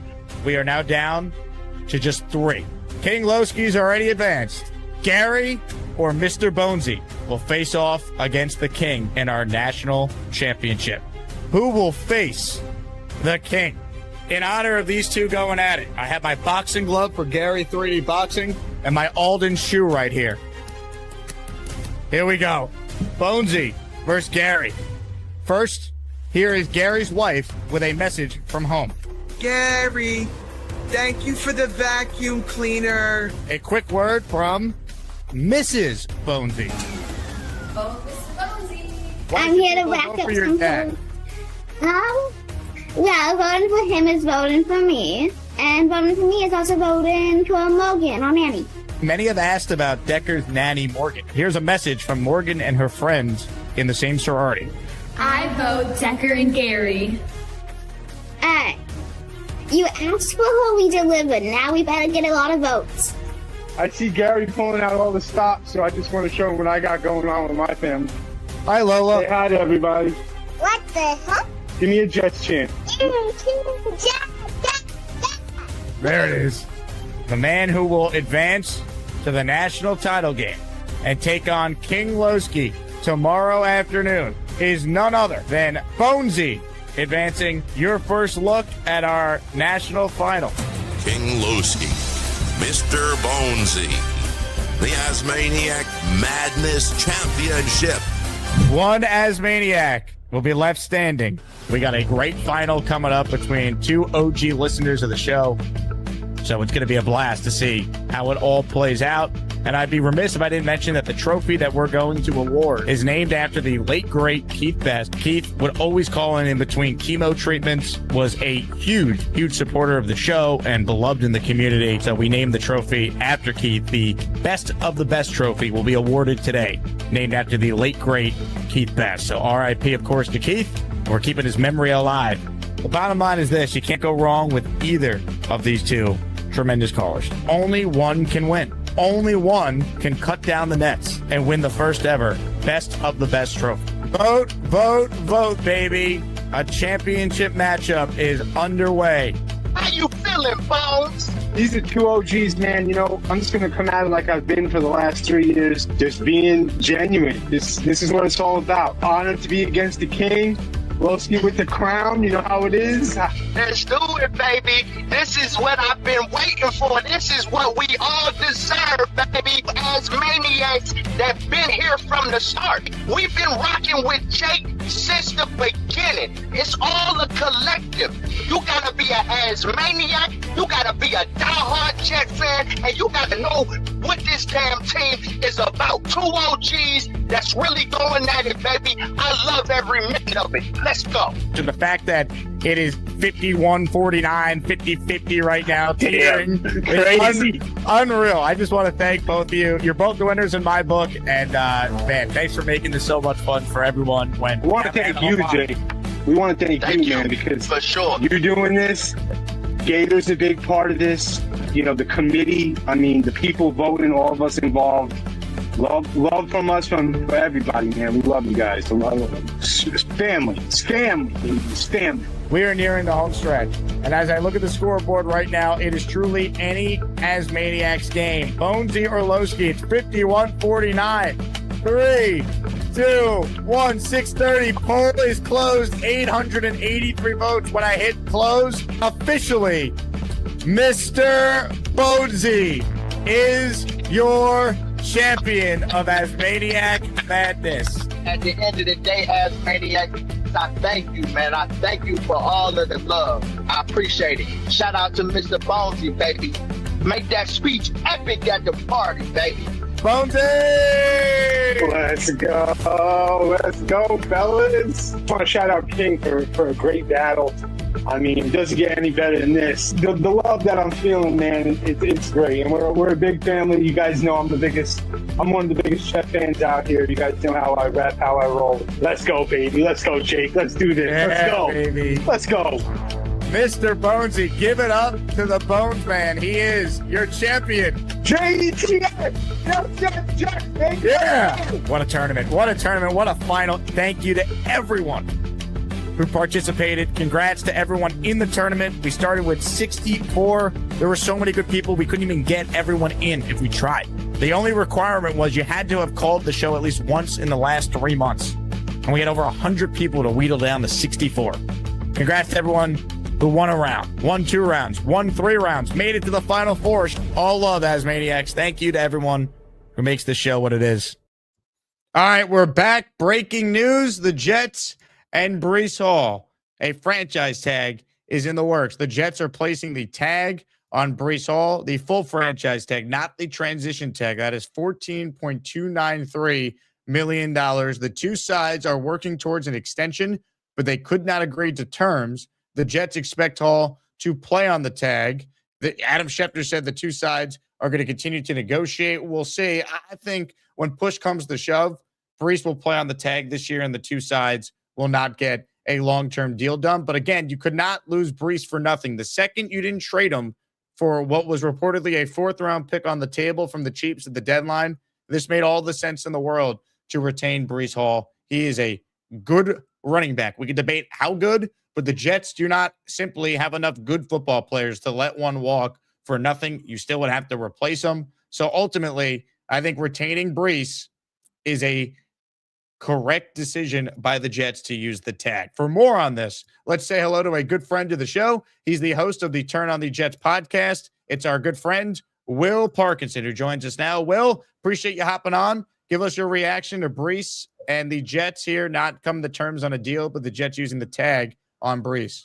Yeah, I mean, it's just the tag's a smart move. I still think they get an extension done. I feel pretty good about that. Really? Yeah, I do. There's some logistics and different things that go into these extensions. It's I think everyone's going to focus on things like, average annual value or guarantees, and it's not just the total guarantees, it's cash flow and when, how much guaranteed money is up front versus backloaded. It's like there's a lot that goes into these deals. I do think they end up getting an extension done eventually. The wording on the different tweets is very different from different people. Some are, hey, he's playing the tag. Others are, it's a placeholder to get an extension and they're close. But yeah, I mean, this is the right move. Jake, he's going to get the extension or offers he was going to get in free agency are more than the $11 million. Why give other teams an opportunity to negotiate with your player and sway their mind if you want to have him here as an extended player? We can debate what real value for Breece is versus what isn't, but I would say to me, hey, Jets have all the leverage now. Like you want to play on a 1-year deal? Play on a 1-year deal, buddy. If you want to be extended, be extended. You're not negotiating with other teams. We're not moving you. You're going to be here. So this is a leverage play, and a lot of, it just buys you 4 months to get this thing figured out, long term. But yeah, I'm not necessarily worried from a long-term perspective at all. July 15th is the deadline where the Jets and Breece would have to agree to a long-term deal. If not, he plays on the franchise tag, which again is $14.3 million. The transition tag would have been 11.3, but again, from a Jet standpoint, you have all this cap space, especially now after the Jermaine Johnson trade, you have even more. I rather just use the franchise tag. Will let Breece get an extra $3 million, and you don't have to worry about Breece negotiating with other teams and the other teams offering a deal that is so much more than the Jets wanted to offer. You have cost certainty with the tag for 1 year and $14.3 million. And from a Breece standpoint, if the Jets were lowballing him in offers, go out there and kill it on the tag. And very rarely do you see a player get tagged twice at that position. So he's truly going to be motivated, you'd think, going into a walk year to have a big season for someone to give him a long-term deal. Jake, what do you think an extension looks like? I've suggested 3 years and $33 million, roughly, somewhere in that range. Yeah, I mean, I don't think that's – I think it'll actually be higher than that is what I would – look, the part of the even if you just listen to some of the wording, Mike Garafolo basically said like that's where the Jets valued him initially. If that's where it was like the transition tag, that's what the value of the transition tag is. He had some wording yesterday a little bit about this. I think it ends up higher. Look, Breece making $14 million next year is great for him. It's $14 million in guaranteed money for the Jets. Like, man, like you got to spend your money somehow. You can't just not spend money, and you don't want to create more holes. I still think there's a lot that'll go into this offseason. But again, to me, like, yeah, the actual franchise tag where he can't negotiate with other teams. He can only negotiate with you. You can dictate, hey, man, you can play in a one-year prove-it deal if you want to. It's up to you. If you get hurt, like you're getting nothing next year. And, if you're the Jets, you're sitting there going, cool, we'll just tag you again next year. If you don't, this is the whole game. This is what happens with running backs more importantly than any other position because it's an affordable tag. Cool, man. We're just going to keep we're going to tag you this year. We'll tag you again next year. And instead of just sign the extension, right? Like that's what do you think the extension is that they put on the table for him? I don't know. I think somewhere between like the 12, 13 and a half.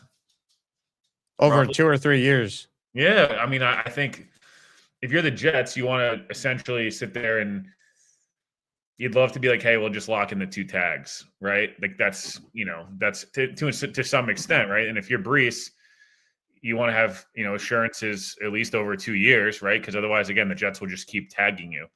The franchise tag is extremely stupid. It's one of the most annoying things in the NFL, not just from how much it ruins free agency and different things like that, but the fact that like AVT, if you want to transition tag a guard, you're paying tackle money. Like it's just like it's so annoying. So, yeah, I think a deal ends up still getting done. Maybe he plays on the tag, but to me, I'd be surprised, I think, long term if he doesn't agree to a deal. There's no, like, even if Breece didn't want to be here, what leverage do you have? You're going to sit out the year. I mean, he barely had 1,000 yards last year. Like, and then what is he going to not give it his all and hurt his market? He's going to say, cool, don't play. And then they're just going to say, I know people. This is not giving the Jets credit. Everyone botched this Son Reddick thing, but the Jets literally were like, if you don't show up, we are not paying you. And he didn't show up, and they didn't pay him. Like, Woody is a lot of things. Prideful is clearly one of them. And yeah, to me, there's no like he's not going to play next year. Like this is Muji told you. He told you straight to your face, Jake. Yeah. By the way, you did ask one of the better questions of the combine. I gave you a lot of credit. I actually gave you credit on the pod, I think, with the Muji question. But he basically said to you right to your face, he's going to be a Jet in 2026. Does Muji said anything as declarative as that in the 18 months or 16 months he's been the Jets GM? No, which I found it to be very notable that he was very, very defiant and Breece is going to be here. And Muji doesn't like to really talk specifics in terms of their plan. He said straight up then, Will, hey, we can't get a deal done. We're using the tag on him. So clearly he's going to be here, or the Jets have every intention of him being here. If he makes a stink of it, though, Will, and I don't know if Breece is going to do that or not. You just, you hear rumblings, oh, he's unhappy, all this or that. If he makes a stink of it, could that change things? Like Jamal Adams was going to be a Jet too, and then all of a sudden he's going to Manish Mehta in the Daily News and blasting Adam Gase, and then the Jets, they traded him. Like, is there any scenario where you could see the tag being applied and the Jets actually were to trade Breece Hall before the season now? I guess I can't say no, right? Because I think anything's always on the table. Nothing's 100%, but them being pretty heavy in negotiations, I know for a fact that there's no, like, what's the point of doing that? It just doesn't seem like in today's sports landscape, like the trade request doesn't really mean the same it used to. I don't know if you feel like this way, but like, it doesn't really do anything anymore. I feel like when we were kids, if a guy requested a trade, it was like the biggest deal of all time. Like, oh my God, they're going to have to trade him now. It's like, dude, you guys request trades like 4 times a week. At this point, Max Crosby's requested a trade like 100 times. He's like, it is what it is. Like, Elijah Moore requested a trade, and he didn't get traded for a long time after that. So, no, and obviously it's a different situation. Could Breece put out some cryptic tweets, Jake? Probably. But he puts out cryptic tweets after they win a game. So who knows? But I think at least for right now, because they're still negotiating, anything's possible. And again, but what's a team going to give you, right? Like, I don't know. In a trade, like, if the Jets didn't value Breece, why are you giving him 1 year, $14 million? Or why are you negotiating an extension? This to me would have been a situation where it's like, we don't really want him, and they transition tag him and different things like that. Dude, franchise tagging somebody is like pretty damn good money. And it's like, it's a full cap hit. Like there's no like hidden money here. So to me, I don't think they end up trading. I think he's a Jet, and I think he ends up getting extended. So I find this interesting. We alluded to this. What do you think is the real story here? So Connor Hughes had this tweet. Sources, Jets placed tag on Breece. Two sides were working towards extension, but couldn't quite get there. Jets expecting to play on the tag. Okay. Then you had this from Adam Schefter, who also, right around the time this story broke, he, of course, added this context to his breaking news tweet. Jets and Breece continue to try to hammer out a lucrative long-term deal. Jets placing the tag on Breece. Tag designed as a placeholder until the two sides can reach agreement. Schefter saying two sides expected to try and reach an agreement. You believe there's going to be an extension. What do you make of the wording then from Connor, who says the Jets expect him to play on the tag? Yeah, I think everyone gets info from different places, and it's, obviously a matter of perspective and sides and different things like that. Connor's obviously really well sourced. He does a fantastic job. And so does Schefter. To me, like, it's more plausible that they're going to continue to try to hammer out an extension. And instead of waiting around all day and hoping Breece accepts, slap the tag on now. And hey, maybe before 4 o'clock, we do get an extension. You know what I mean? It's like, hey, we weren't joking. We're going to franchise tag you unless you take our deal. You're not going anywhere. And so take it or leave it type of situation. That's sometimes what happens. Or Breece might have been like, I don't want your extension. I want the franchise tag. Your extension's not good enough. I don't think it's that, but your extension's not good enough. And tag me, like that, or just transition tag me. I'm going to go seek offers. I don't know. I think to me, Jake, I lean more towards with what Schefter's saying there. But again, Connor's well sourced, and he very well may be correct on this one. To me, the tweet first, so good for him. Yeah, I think they should try and get some sort of extension done, because I think it shows good faith in the player. Trade him, dude. Like next offseason, you could trade him if you have an extension if things don't go the right way. And look at David Montgomery; he just got traded yesterday. Yeah, they actually got good value. 4th to 7th and an offensive lineman they plan on playing. Like, it's pretty decent. 100%. Here's the thing, too. So Breece and the Jets have till July 15th to work out a long-term deal. If not, he could play on the tag.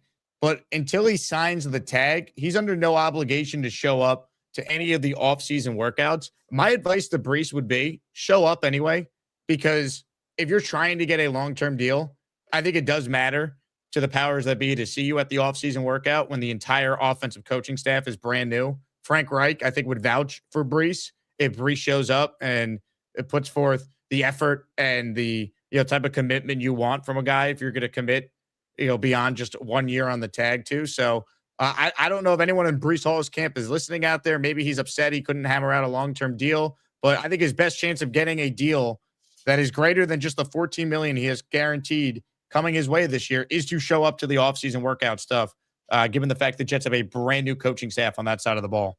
Yeah, Garrett and Sauce did it the right way last year. They showed up to everything. Garrett wanted to be extended. Sauce was very vocal about being extended. Showed up to everything. There was no holding out. Those guys had, frankly, more leverage to lean on than Breece does. Showed up to everything, and they were rewarded with extensions. I think Joe Tittman, another guy, like, show up to everything, do what you got to do, be the same person you have been, and you'll likely be rewarded with an extension at some point this offseason. So I'm not saying there's a right or wrong way to do it, but it seems like with this regime and the Jake deal, we only have 12 months of sample size, right? That's all we can go based off of. If you show up, you don't cause problems, you'll be extended. And if you cause problems, you'll be traded or cut. That's kind of it. Like Jermaine was, to some extent, I guess, a bit problematic at the end of the year, right? And there's stuff with coaches and quite vocal on Twitter about how he wanted to go back to the summer of 2023. Don't we all, Jermaine? Gone, right? Sauce wasn't playing, I guess, to the level that maybe they wanted, but more importantly, where they were offered something, gone. Like, this regime has then shown no, outside of Garrett, like, everybody else kind of has a price. And I'm sure, I guess, to some extent, I'm sure Garrett has a price too. It's just no one's going to match internally externally what the Jets would want internally. So, I don't know. I think Breece will end up, maybe I'm just being hopeful. think he ends up handling this the right way. And I don't see this becoming a circus, because it hasn't really been a circus so far. Like, it seems like it's been pretty cordial, Breece said the right things a week ago, Jake. I think you maybe posted it, or someone did. You spoke with the New York Post. Yeah, the New York Post. I thought honestly, I was impressed. He actually didn't say anything. There was no weird stuff. And then more importantly, the Jets, I think, they went up to like, Breece is awesome. We want Breece here. Like, there hasn't been a lot of public spatting. That could change, but right now, at least, it's been fine or normal, I guess, like everybody else. Last one from me on Breece, because I know you got to run. Do you think he prefers the transition tag or the franchise tag? And I only ask because the transition tag, while it's $3 million less, he would get to see what his true value is out there from other teams. Whereas on the franchise tag, yeah, he's getting $3 million more for 1 year, but it's only 1 year, whereas maybe there'd be more total guarantees from a different team that was allowed to negotiate with him. Yeah, I think he much would have preferred the transition tag, because then you can go out and negotiate, especially if he feels like he would have had a really strong market. Maybe someone would have offered him 4 for 60, 3 for 50, something like that, where it's like, hey, like, I know my value. You can go out and see your value. That's why I think what makes it difficult with the AVT situation is just like, once other teams get involved, Jake, you know how it goes. Anybody could start, I know everyone's used, Connor Rogers used the example on Badlands the other day. Like, it's kind of the Edwin Diaz thing. Once you go out and see the market, you're like, whoa, like, we thought you were a $22 million a year player, but, or whatever. I don't remember what Diaz, I think Diaz signed for 22, right? Or something, 3 for 66. Hey, we thought you were a $20 million a year guy, but all of a sudden this market in LA wants for you for 22 million. Or if you're Breece, like, I don't know, do the Cardinals and living in Scottsdale give you 4 for 60 just because, like, they're poverty also and they need playmakers, and LaFleur knew you know what I mean? Like, that's what it could have happened. So I think he would have preferred the transition tag. The Jets now have all the leverage, and it just, to me, it's very much like, I still, like I said, I still think this ends up getting done. And maybe it won't, and maybe they never come to an agreement, but I don't think the Jets in any way are lowballing him or anything of that nature. I think this is purely a leverage and placeholder for, them to be able to get more done. Again, this buys you 4 months. And if they wait till 355, aren't we all sitting there like, oh my God, the Jets classic, making this dramatic? At least, and again, I know I'm not supposed to give the Jets any credit, but this to me felt like they have a plan, actually had a plan, not like they said they had a plan. This feels like normal. Hey, they said they went out, they told everyone Breece is going to be here. Breece said, I'd like to be here, but I want to be compensated. They're working on a deal. And hopefully it gets done. I think it'd be nice to continue to retain homegrown talent that has developed. Again, Breece maybe isn't the player we all hoped he was going to be after year one. Still a good back, whether it's Ty Simpson, Garrett Nussmeier, Jacoby Brissett, whoever it is, having Breece as opposed to anybody else, I think, is obviously a good thing. I'm not as big of a Braylon Allen guy as I think everybody else is. I still got to see a little more, Jake, to start saying we don't need Breece Hall at this point. Totally fair. All right, since you brought up Ty Simpson, and I want to get your quick thoughts on this. Will, the draft was today. The Jets would take who at 2 and 16, and what happens ultimately with Ty Simpson? I think they go Reese at 2. I think if Ty's on the board at 16, they take him.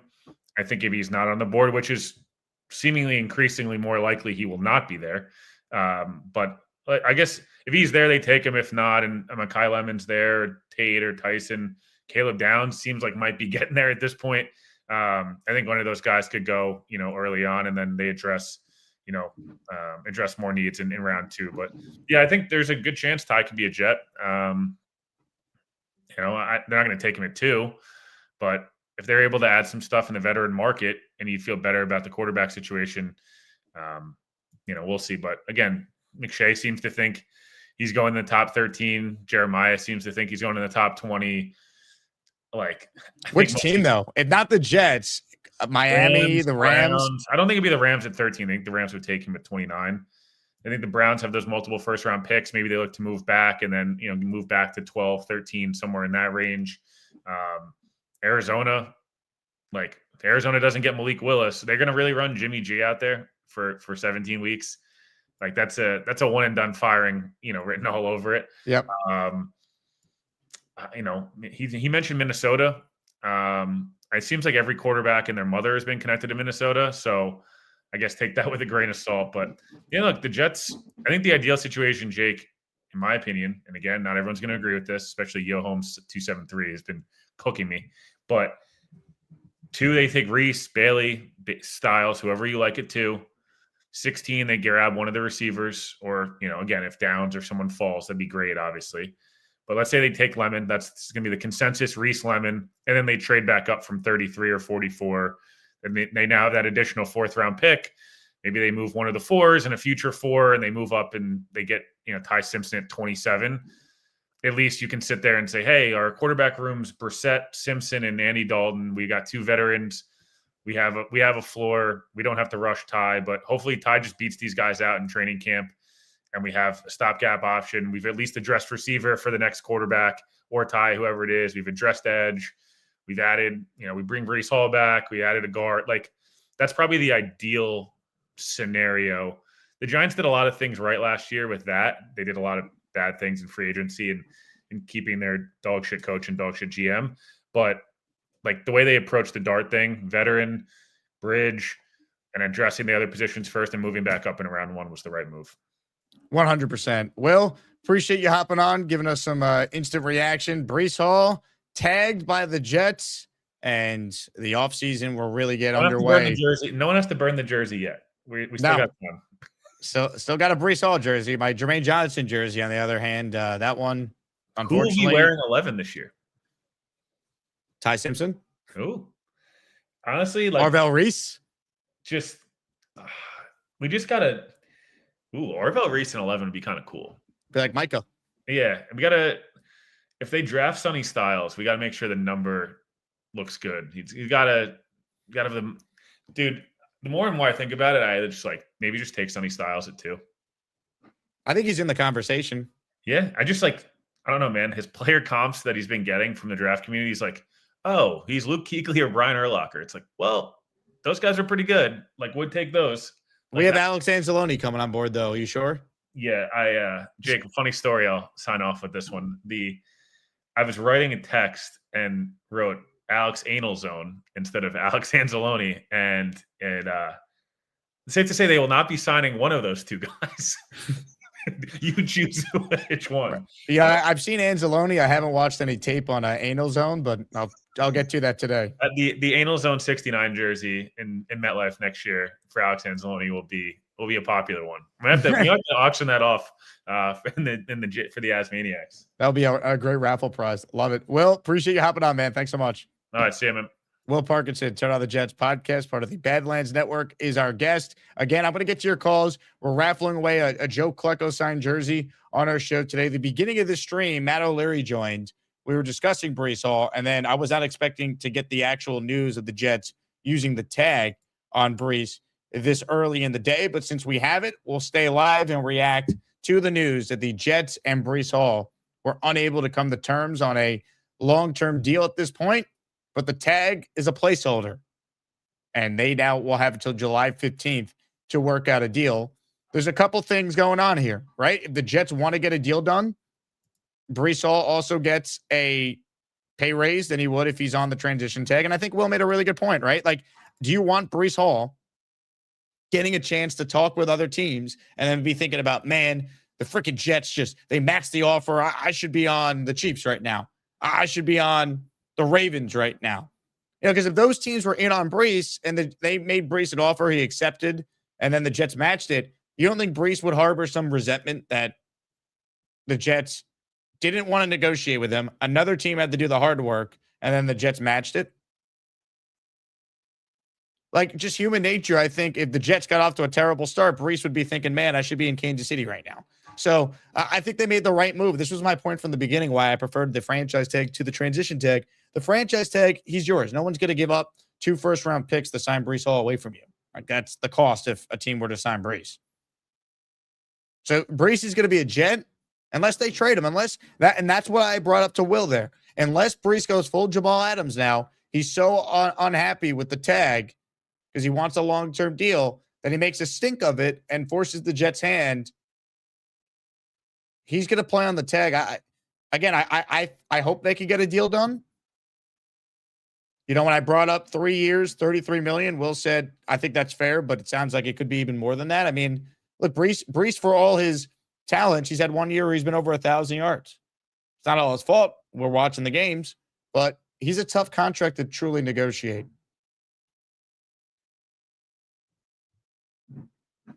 But again, I'm keeping Breece if I can't get a deal done, and I hope they could get something done because I just think long-term that's better for your team to lock something in.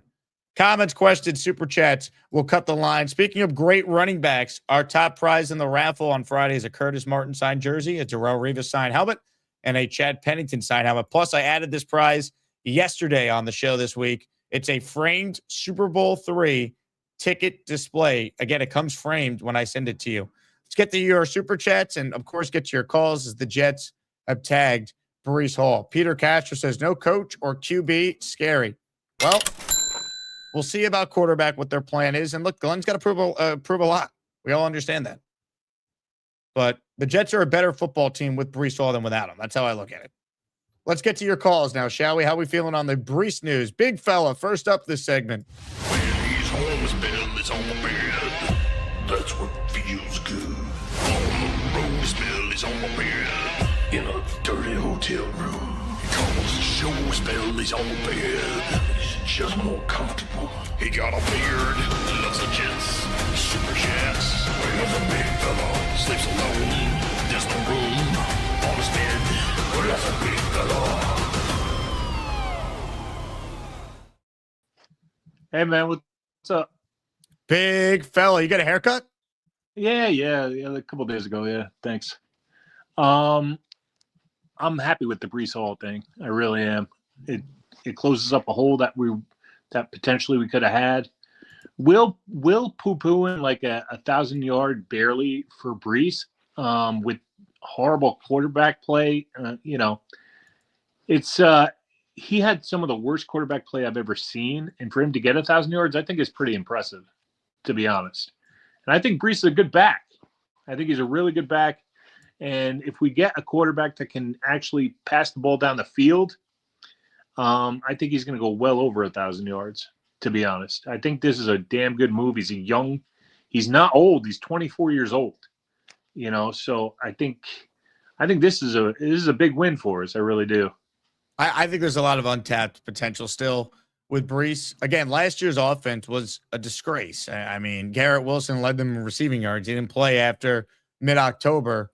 To me, Breece just needs to be put in offense where the quarterback play is not historically inept.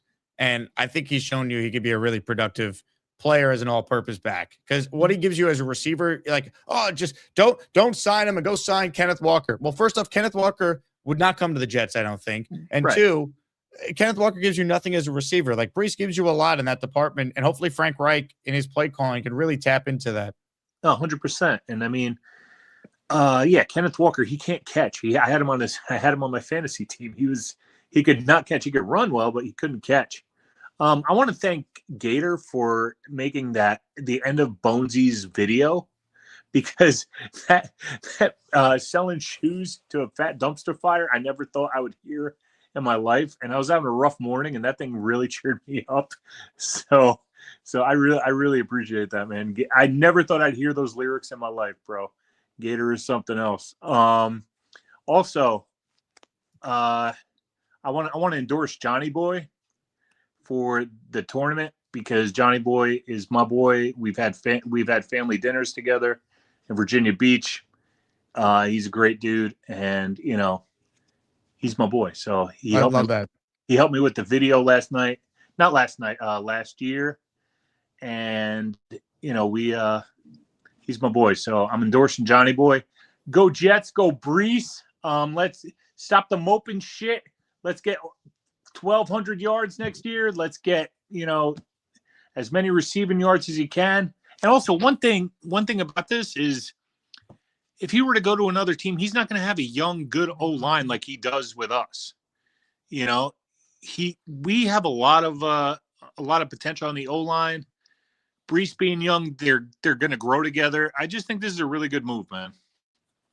I think it's the right move. Again, at the end of the day, You know, Breece Hall is a damn good player. We could debate how good, where he ranks, but I think it's obvious if he was a free agent, he would get one of the bigger running back contracts we've seen over the last few years. He's considered by anyone who studies football to be one of the top 3 free agents available. Yep. He was going to get paid by someone, and the Jets, I think, realized if they put the tag on him, we were going to see that. So now you have cost certainty by using the franchise tag. You know he's yours for another year. Exactly. Muji's cooking, bro. Muji's cooking. If we get this draft right, I think that, you know, we're gonna do some damage. Maybe not get to the playoffs, but we're definitely gonna do way better than last year. I really do. The big question is Aaron Glenn. You know, does he improve along with the pieces that Muji brings in? That's the bottom line. Yeah, he's got to do that, and then we're off to the races. That's big it. fella. Appreciate you, man. Great call. Appreciate you, man. Have a good day. Here we go. Let's go. Let's go. Comments, questions, super chats. They cut the line. We have a tweet from Breece Hall moments ago. Breece tweeting the following: always been the type to bet on myself. Been working. See y'all soon. Love. So Breece Hall reacting to the news of the tag, saying he's always been the type to bet on myself. Again, I don't think they get a deal done long term. I think they're too far apart. Maybe things change when push comes to shove, and maybe Breece's agent goes to him and says, hey, you could play on the tag, but what if you get hurt? You know, the Jets are guaranteeing you this, which is more than the 14 you're going to get for just a year. Or does he want to bet on himself like he's saying in his tweet he does? I think this is the right move. Again, $14.3 million for 1 year, maybe a slight overpay, but it's a year. It's a 1-year commitment. To me, this was the correct decision by the New York Jets when it came to Breece Hall. Frank from Florida writes, and does anyone know if you have to be watching from YouTube to be eligible for a gifted membership? I usually listen in the afternoon on Spotify. Well, Frank, thank you for listening. And yes, YouTube for gifted memberships, or just to become a member, you hit the join button on YouTube. That's the only way to do it. Let's get to more of your calls. A lot of people, I'm sure, want in on the Breece Hall conversation, which I certainly appreciate.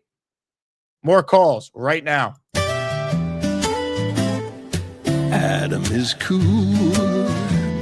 although kind of basic. He claims he's too cool, though often quite basic. He makes great jet points, looks a little basic. Adam is cool, too cool, but basic. Some would say generic. Hey Jake, how's it going? What's up, Adam?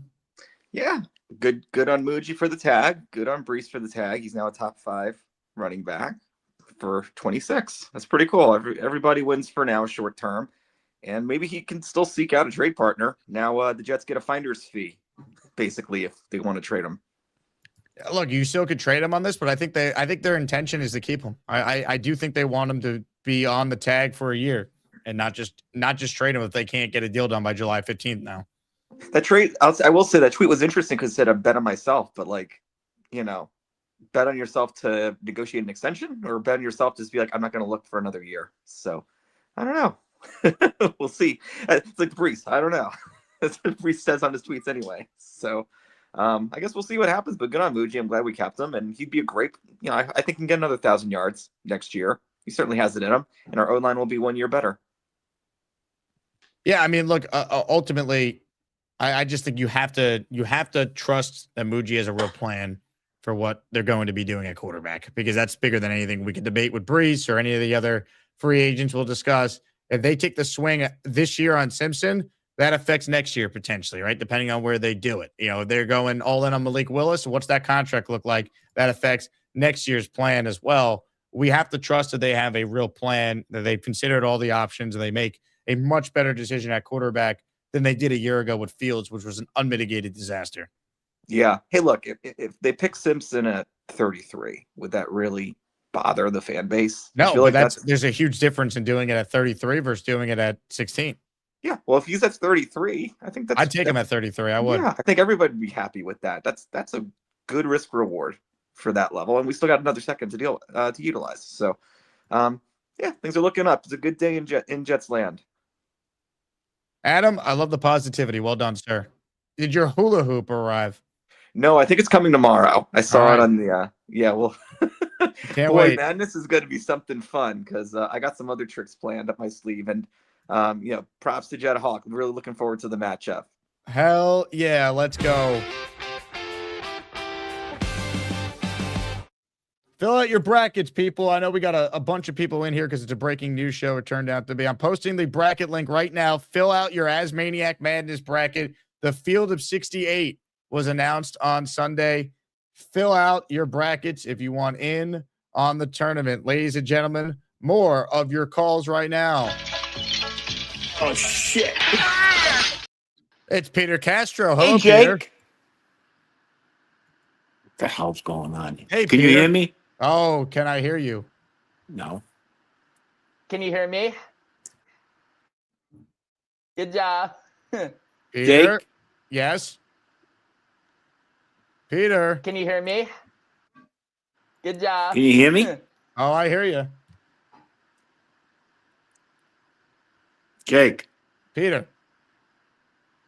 Can you hear me?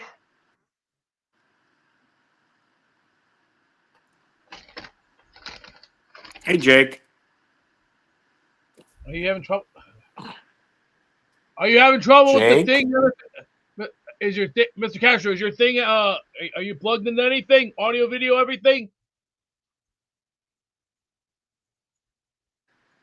I can't hear you. Can you hear me? Yeah, I can hear you. Do you have a clear sound or was it something staticky? Can you hear me? Yes. It's J-E-T-S, Jets. I love Fireman Ed too. Peter, try and call back. I tried to get you my tech guy Beast to figure it out. No luck there. More of your calls. Dirty's next on the show. What's up, Dirty? I was just enjoying the video, my friend. Just enjoying everything that you're rolling out there for the fans. I love it. What a show it has been, man. A little breaking news. Breece Hall being tagged. Yeah. Look, we basically took the money from Jermaine and just put it right over there. So we're just kind of we're evening out in that sense. And I believe we can take away the fact. I don't want to say take away the fact that we need a defensive tackle either, but we got Devondre Sweat. We still have Briggs, and we also still have Phillips regarding his restructure if we do that, depending. So we have three really good inside guys there. It could take a little bit of pressure off of the draft of what we need at that 16 or give a little flexibility, which I really like. So I like the fact that we have some weapons, as you were talking about with Rich Eisen, and, on offense. And we just solidified a very, very key piece to the run game, which we wanted to do. So I think we're in a really, really good spot going into the draft so far, and we'll see what Mooj has left up his sleeve. So.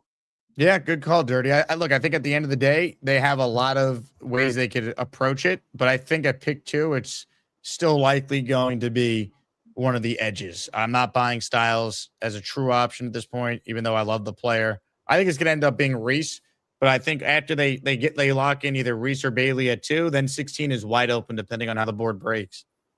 Yeah, and look, at this point, if you need a corner, if you need a nickel corner, we did get rid of Michael there. And Michael Carter. And, if we do need a nickel in there, whether we're going to put Stiggers in there or what have you, I understand. But on the other end, it does leave it wide open. If we do want to take a quarterback, I still want defense, personally. That's just my opinion. I still think we need to solidify that. But if a really good wide receiver or something falls, I'm not opposed to it, but I would rather just go to the other side of the ball and still work on that. So that's just me. Yep. Good call, Dirty. Appreciate you making it. Later, bud. Dirty in the truck checking in. Good call from him. All right. We in favor of Breece getting the tag? Give me some comments here. Comments, questions, super chats. We'll cut the line. I appreciate everyone who's tuned in. We got over 400 people watching live. Hit that like button. And also, if you haven't subscribed to the channel yet, make sure you do so. We talk Jets every day, typically over 4 hours a day, most days of the week. So subscribe. We're trying to get to 50,000 by week 1. We're at 44,334. We've added 512 subs over the last 28 days. We were the only Jet show to broadcast live from the Senior Bowl, the Super Bowl, and from the NFL Scouting Combine, and we got more big things on the way, including our first ever NFL draft party on site at the draft. We're headed to Pittsburgh.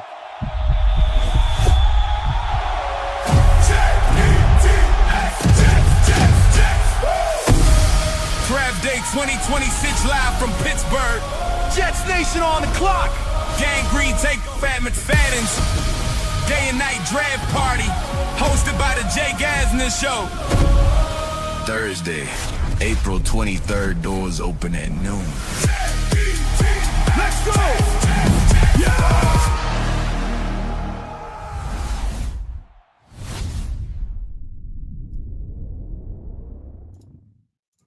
Let's go, baby. RSVP to the event. It is free when you RSVP. Anyone in the Pittsburgh area, anyone wanting to make the trip, this is going to be a party unlike any other. Cannot wait to be in Pittsburgh at McFadden's and watch the Jets hopefully get it right with picks 2 and 16 and round 1. More of your calls on the Gusbuster Umbrella Hotline right now is none other than a man that we call around here the Chuck Wagon.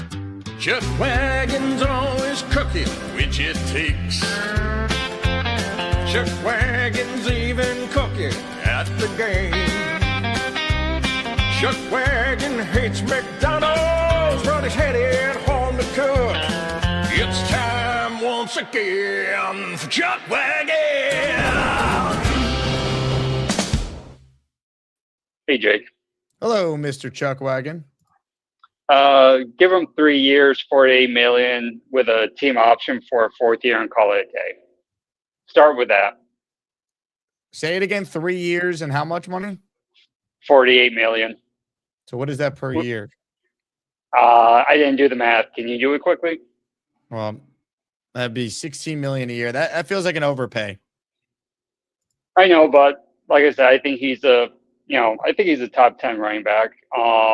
And he's probably asking for more. Jets are going to asking for less. That kind of, to me, sounds like happy medium. Yeah, look, again, I think there's a way they could get a deal done, but I think that's a lot more money than what Breece would be worth at this point. I understand, but you got to do some math. You can't call in and say I didn't do the math and propose. You're an agent's dream. I did the math quickly for 3 years and $46 million, but I didn't do it for 48. But I could have done it quickly, but I didn't. I hope you win. Thanks. I hope I win too. All right. I hope you win with your contract negotiation skills, Chuck Wagon. Huh? I'll try. I like the orange shirt you got on there. I know it's my favorite color. Look at you. Well, Chuck Wagon, call back anytime with more negotiation tricks, all right? I'll try. Jets, Jets.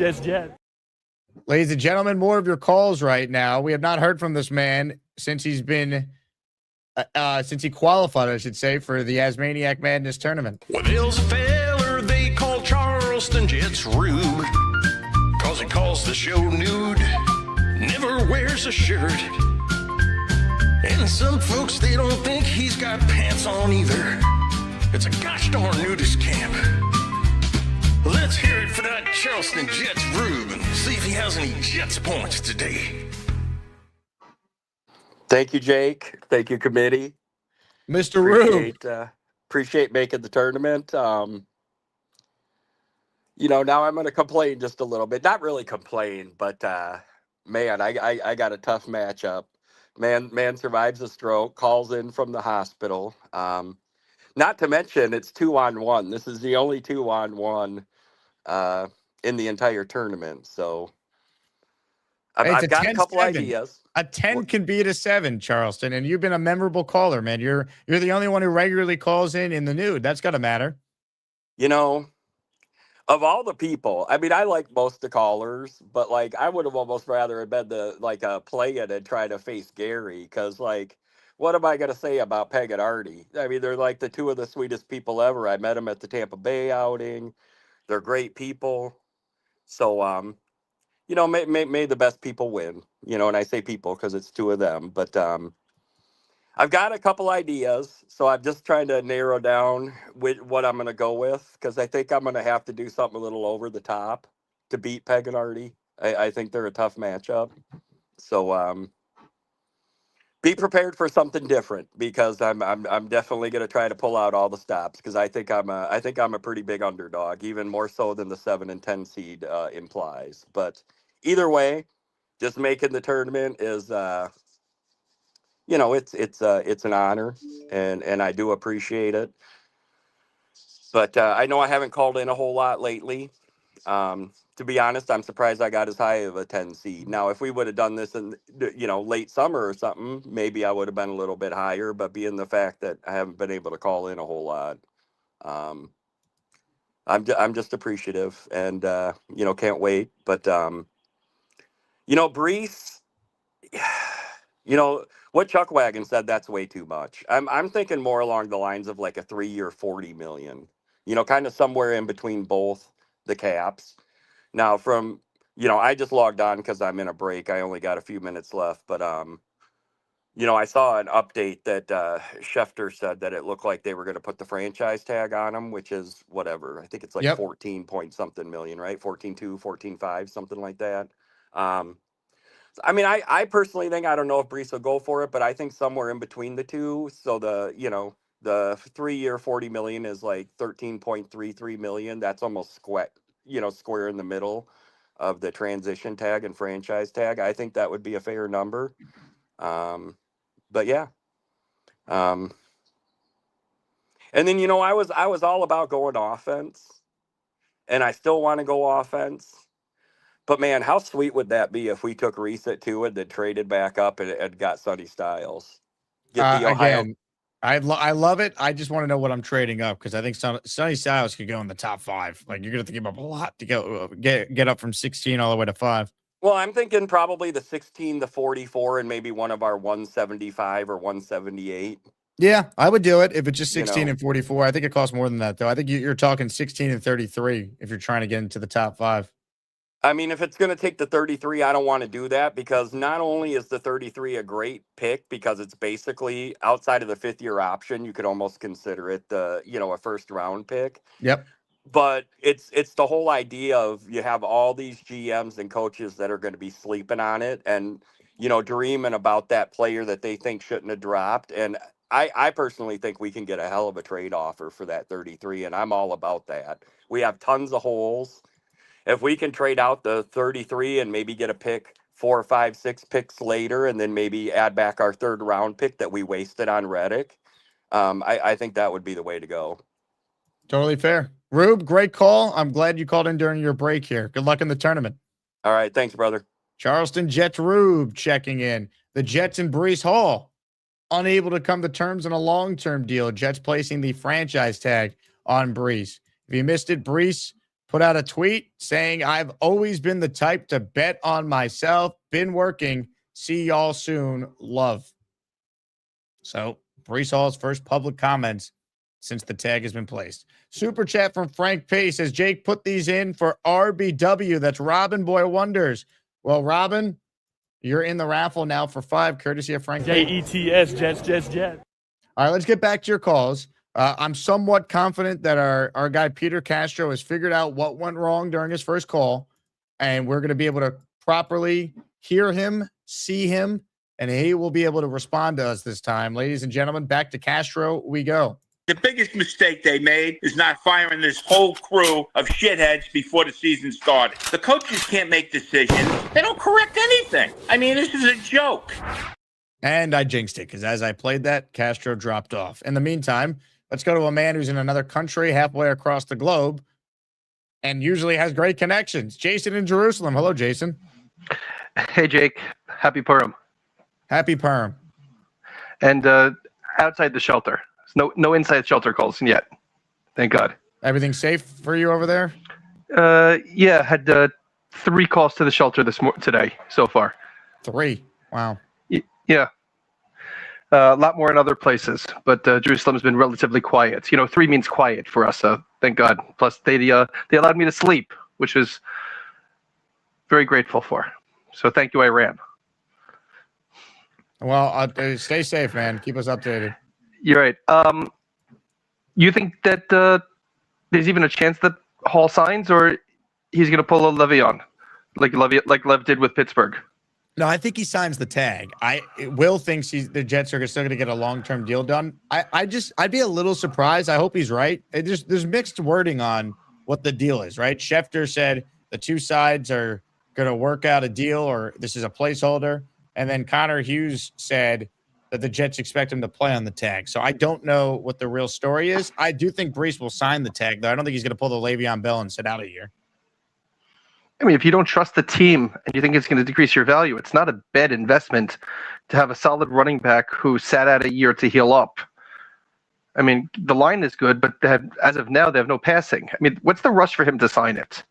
Let him see who they sign, who's going to be the quarterback of the team, and make a business decision thereafter.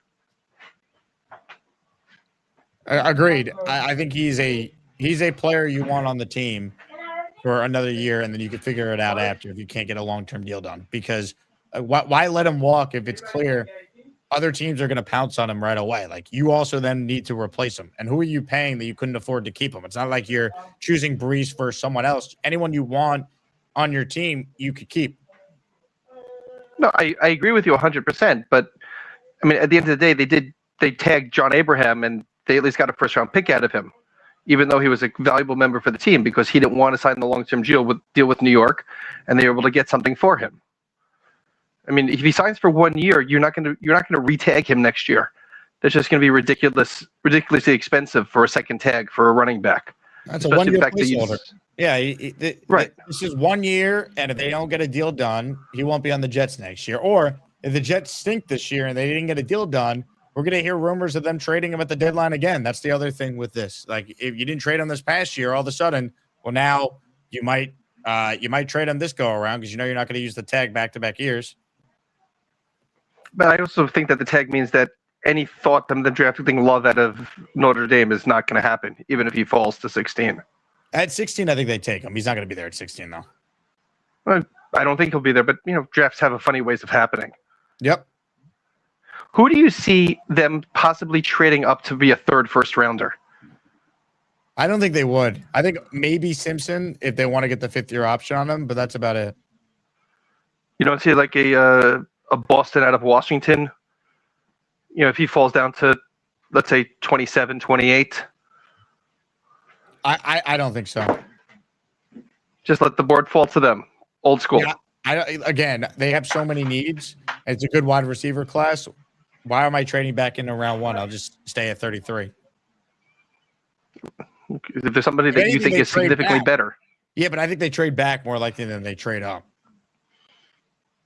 I mean, I just saw, I don't know if it was ESPN or SI that had this weird draft that had the Jets moving up to, obviously they didn't say what they traded for, but the Jets swap picks with the Chiefs. And after taking Bailey out of Texas Tech, then I'm taking the safety from Ohio State at 9, which is not a bad first-round haul. No, that'd be exciting. I just think it's easier said than done when we do these trade talks. I mean, what was it, Costanza at one point that he scored Bonds and Griffey? Like, it just we love these mock draft simulators and everyone does them, and we love the mock drafts in general. Good call, Jason. Stay safe. It's easier said than done. Now, I thought Omari Brown on our show last week in Indy made a really good point. Look at the Commanders for a team to trade up with if you're the Jets. And I bring the Washington Commanders up because right now they are scheduled to pick at 7, and then they don't have a second-round pick. Their third-round pick is not till 71. And then they don't have a fourth-round pick, and they don't pick again until the fifth round at pick 145. If you're the Jets and you offered the Commanders 16 and 44 to come up to 7, would they do it? I don't know what Washington is targeting, what type of player. They have a quarterback, so it's not like they're going to take Ty Simpson. But I thought that was smart to bring up Washington because they don't have a second or a fourth-round pick right now. So I'd imagine they'd want to get some picks if possible. Plus, Peters and Muji know each other. I see Leon mentioned it right here. Yep. Keep that in mind. Now, I don't know if the Jets would want to give that much up because that's still a lot. I mean, 16 and 44 is not nothing, right? Like you're talking about two guys that could be immediate plug and play starters for you at 16 for sure, unless you take Simpson and he's sitting. And then 44, like that's a starting level player right there. Like what pick was Joe Tippmann? Was he pick 42 or 43, if I remember off the top of my head? Mason Taylor was pick 44. Like I'm just thinking he was 42nd last year. Joe Tippmann was 43rd overall. So, like again, pick 44, you're getting like an instant starter. So keep that in mind. M123 wants to know, is the drunk trucker in the brackets? That would be the dream. Our guy Andrew C is facing off against Sean in 8-9 battle in Asmaniac Madness. Grown-ass man region. Fill out your brackets, people. We're at over 100 people that have filled out a bracket. We want more and more people to enter. It's free. It's a lot of fun. And you can follow along throughout this tournament. Ladies and gentlemen, speaking of this tournament, the play-in battle gets underway on our show Thursday morning. Carlos the Barber against Cash Money Mike. And joining us right now is Cash Money Mike. Hello, Mike. Your thoughts on Breece Hall getting tagged? Oh, I'm very, very happy. I get to keep my Breece Hall jersey one more year. Love it. So I was grateful for that. I thought I had to get rid of it, just like I did Sauce, just like I did everybody else. I got rid, even Jermaine Johnson as well. So unfortunately, they all went to Goodwill. Thank God for parts unknown to get the jerseys. So not spending $150 on these jerseys is well worth it. So, but I'm very excited to have Breece Hall back. I agree with the gentleman that your last guest, Will Parkinson, that I think the Jets will make a deal with them. I know you think they're not, but I think they will make a deal with Breece Hall. I mean, the guy's a stud when he is. I mean, I think he did 1,000 yards last year. I hope so. What gives me hesitancy is Breece saying, always been the type to bet on myself. Like that implies they're far apart in negotiations. I'll just show you how good I am. I'm going to have a great year and be worth even more. That's where my opinion comes from. Breece's tweet there, that doesn't scream to me they're going to get a deal done, but they got time. They got till July 15th. Yeah, correct. And if they shit the bed again this year, right? And at least they'll get a better draft pick this year versus maybe they'll get the third that they're looking for, right? So, but anyway, yeah. So that's the case. But I think we need as many weapons as possible. I mean, I think Frank Wright will hopefully have the offense, going as fast as he can and giving more points out. But I just want to say that I'm looking forward to Thursday. Like I said, I don't know Carlos that well. So I'm already digging into him and trying to find out some ways how I can get to him. So I'm very into this draft. I mean, this tournament. I rewatched the tournament replay when you were announcing all the seeds. I watched it with my wife and she was so excited. She was like, I can't believe you made it, even though you were playing. So she knows I listen to you almost every day and I'm looking forward to it. So Carlos, I hope you'll be on because I will definitely be on. I already cleared out my calendar for work to be on at 10 a.m. on Thursday. Let's go. Be there or be square. Cash Money Mike ready to go in the tournament. Hell yeah, ladies and gentlemen, is the third time the charm for one Peter Castro. We find out right now. Queen, this is for you.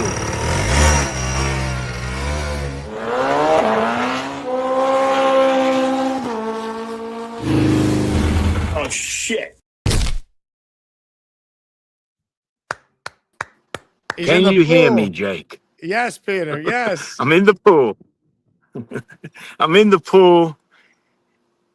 Ready to go. Okay. Let me take you around the pool. Jake. Astro home tour. Peter. I don't think Breece Hall really wants to be a Jet. Well, he doesn't have a choice. He will be. Yeah, but I know. But he's got a kind of an attitude that I don't like. I'm getting a little leery with him, and I love him. I love Breece Hall, but you know, I don't know. It doesn't seem like he wants to be a Jet. I hope he does. I mean, he tweeted, always been the type to bet on myself, been working, see y'all soon. That's not, I'm disgusted. Or he's incentivized to have a big year, whether he wants to be here long term or not. Am I on? I can't see. You're on. Oh, okay. And as far as the quarterback goes, if I was him, I would wait for the later rounds and I take a shot with Jalen Green. Who? I like him. I think he's good. You cut off. Which quarterback did you want to take a shot on? Jalen Green. Who?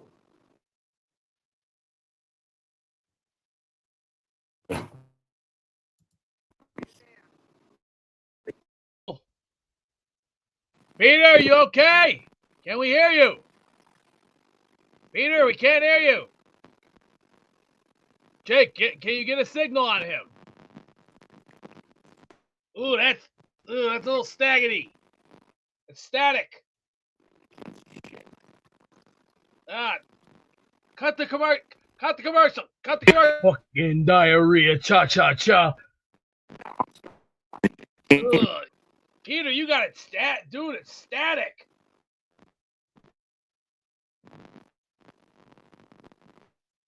Dude, it's pretty static. I don't like that static. Ugh. Not good. Jake, check a signal on him. We can't get a signal.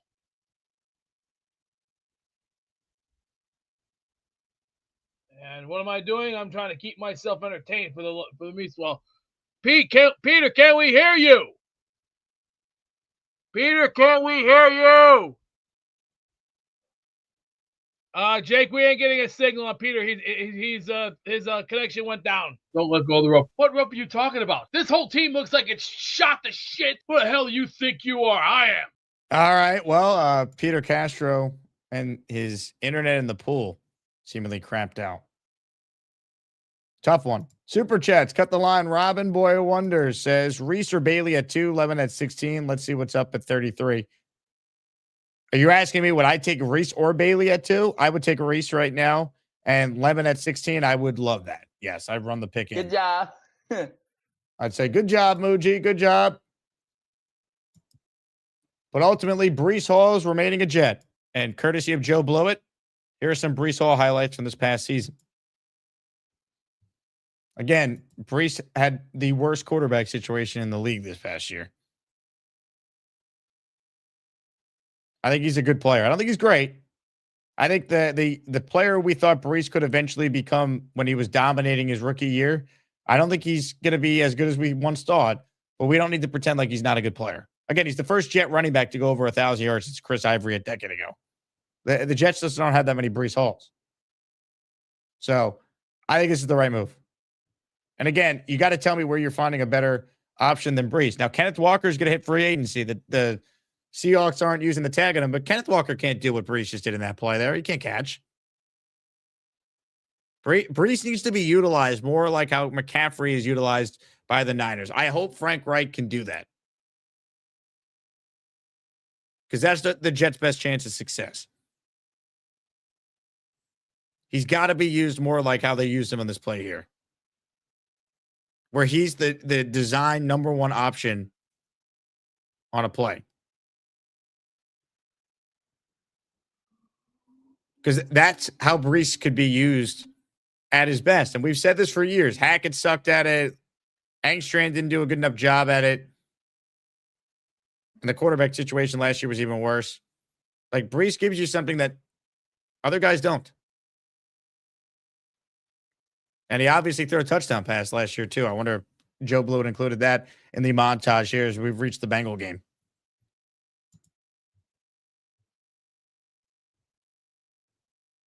Frank says if they use him right, he could be really good. Agreed. He's already good now. I think he could be a lot better if they use him right. So we'll see. But I think ultimately it was the right move by the Jets to place the tag. And now we'll see where they go from here. On that note, that will wrap up our show. I just wanted to wait till we got the touchdown of Breece throwing to Mason Taylor right there. You guys are the best. Thank you for tuning in. We're going to raffle away a signed Joe Klecko jersey at the end of our second stream today. So I'm looking forward to that. But Breece Hall remaining a Jet on the franchise tag. The news of the day with free agency getting underway in less than now 7 days. 6 days from now, legal tampering. That's on Monday. The Jets could actually start coming to terms with players, and then they could become official on Wednesday of that week. So things are happening, folks. Then we got the draft.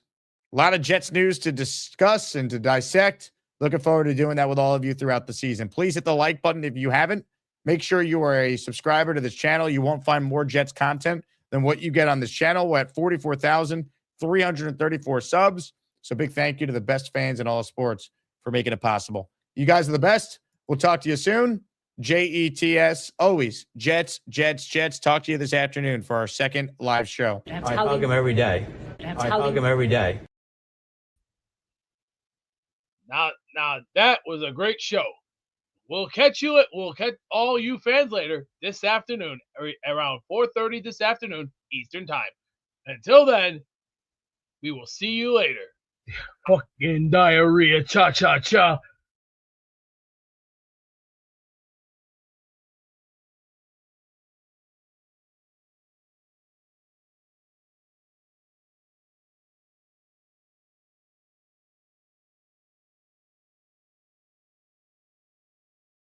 Oh, hi. Jake wants me to ask you to click on the like button. That's right, Lane. And if they don't subscribe to the Jake Asman Show, this team may never win another game. Let's go, Jets!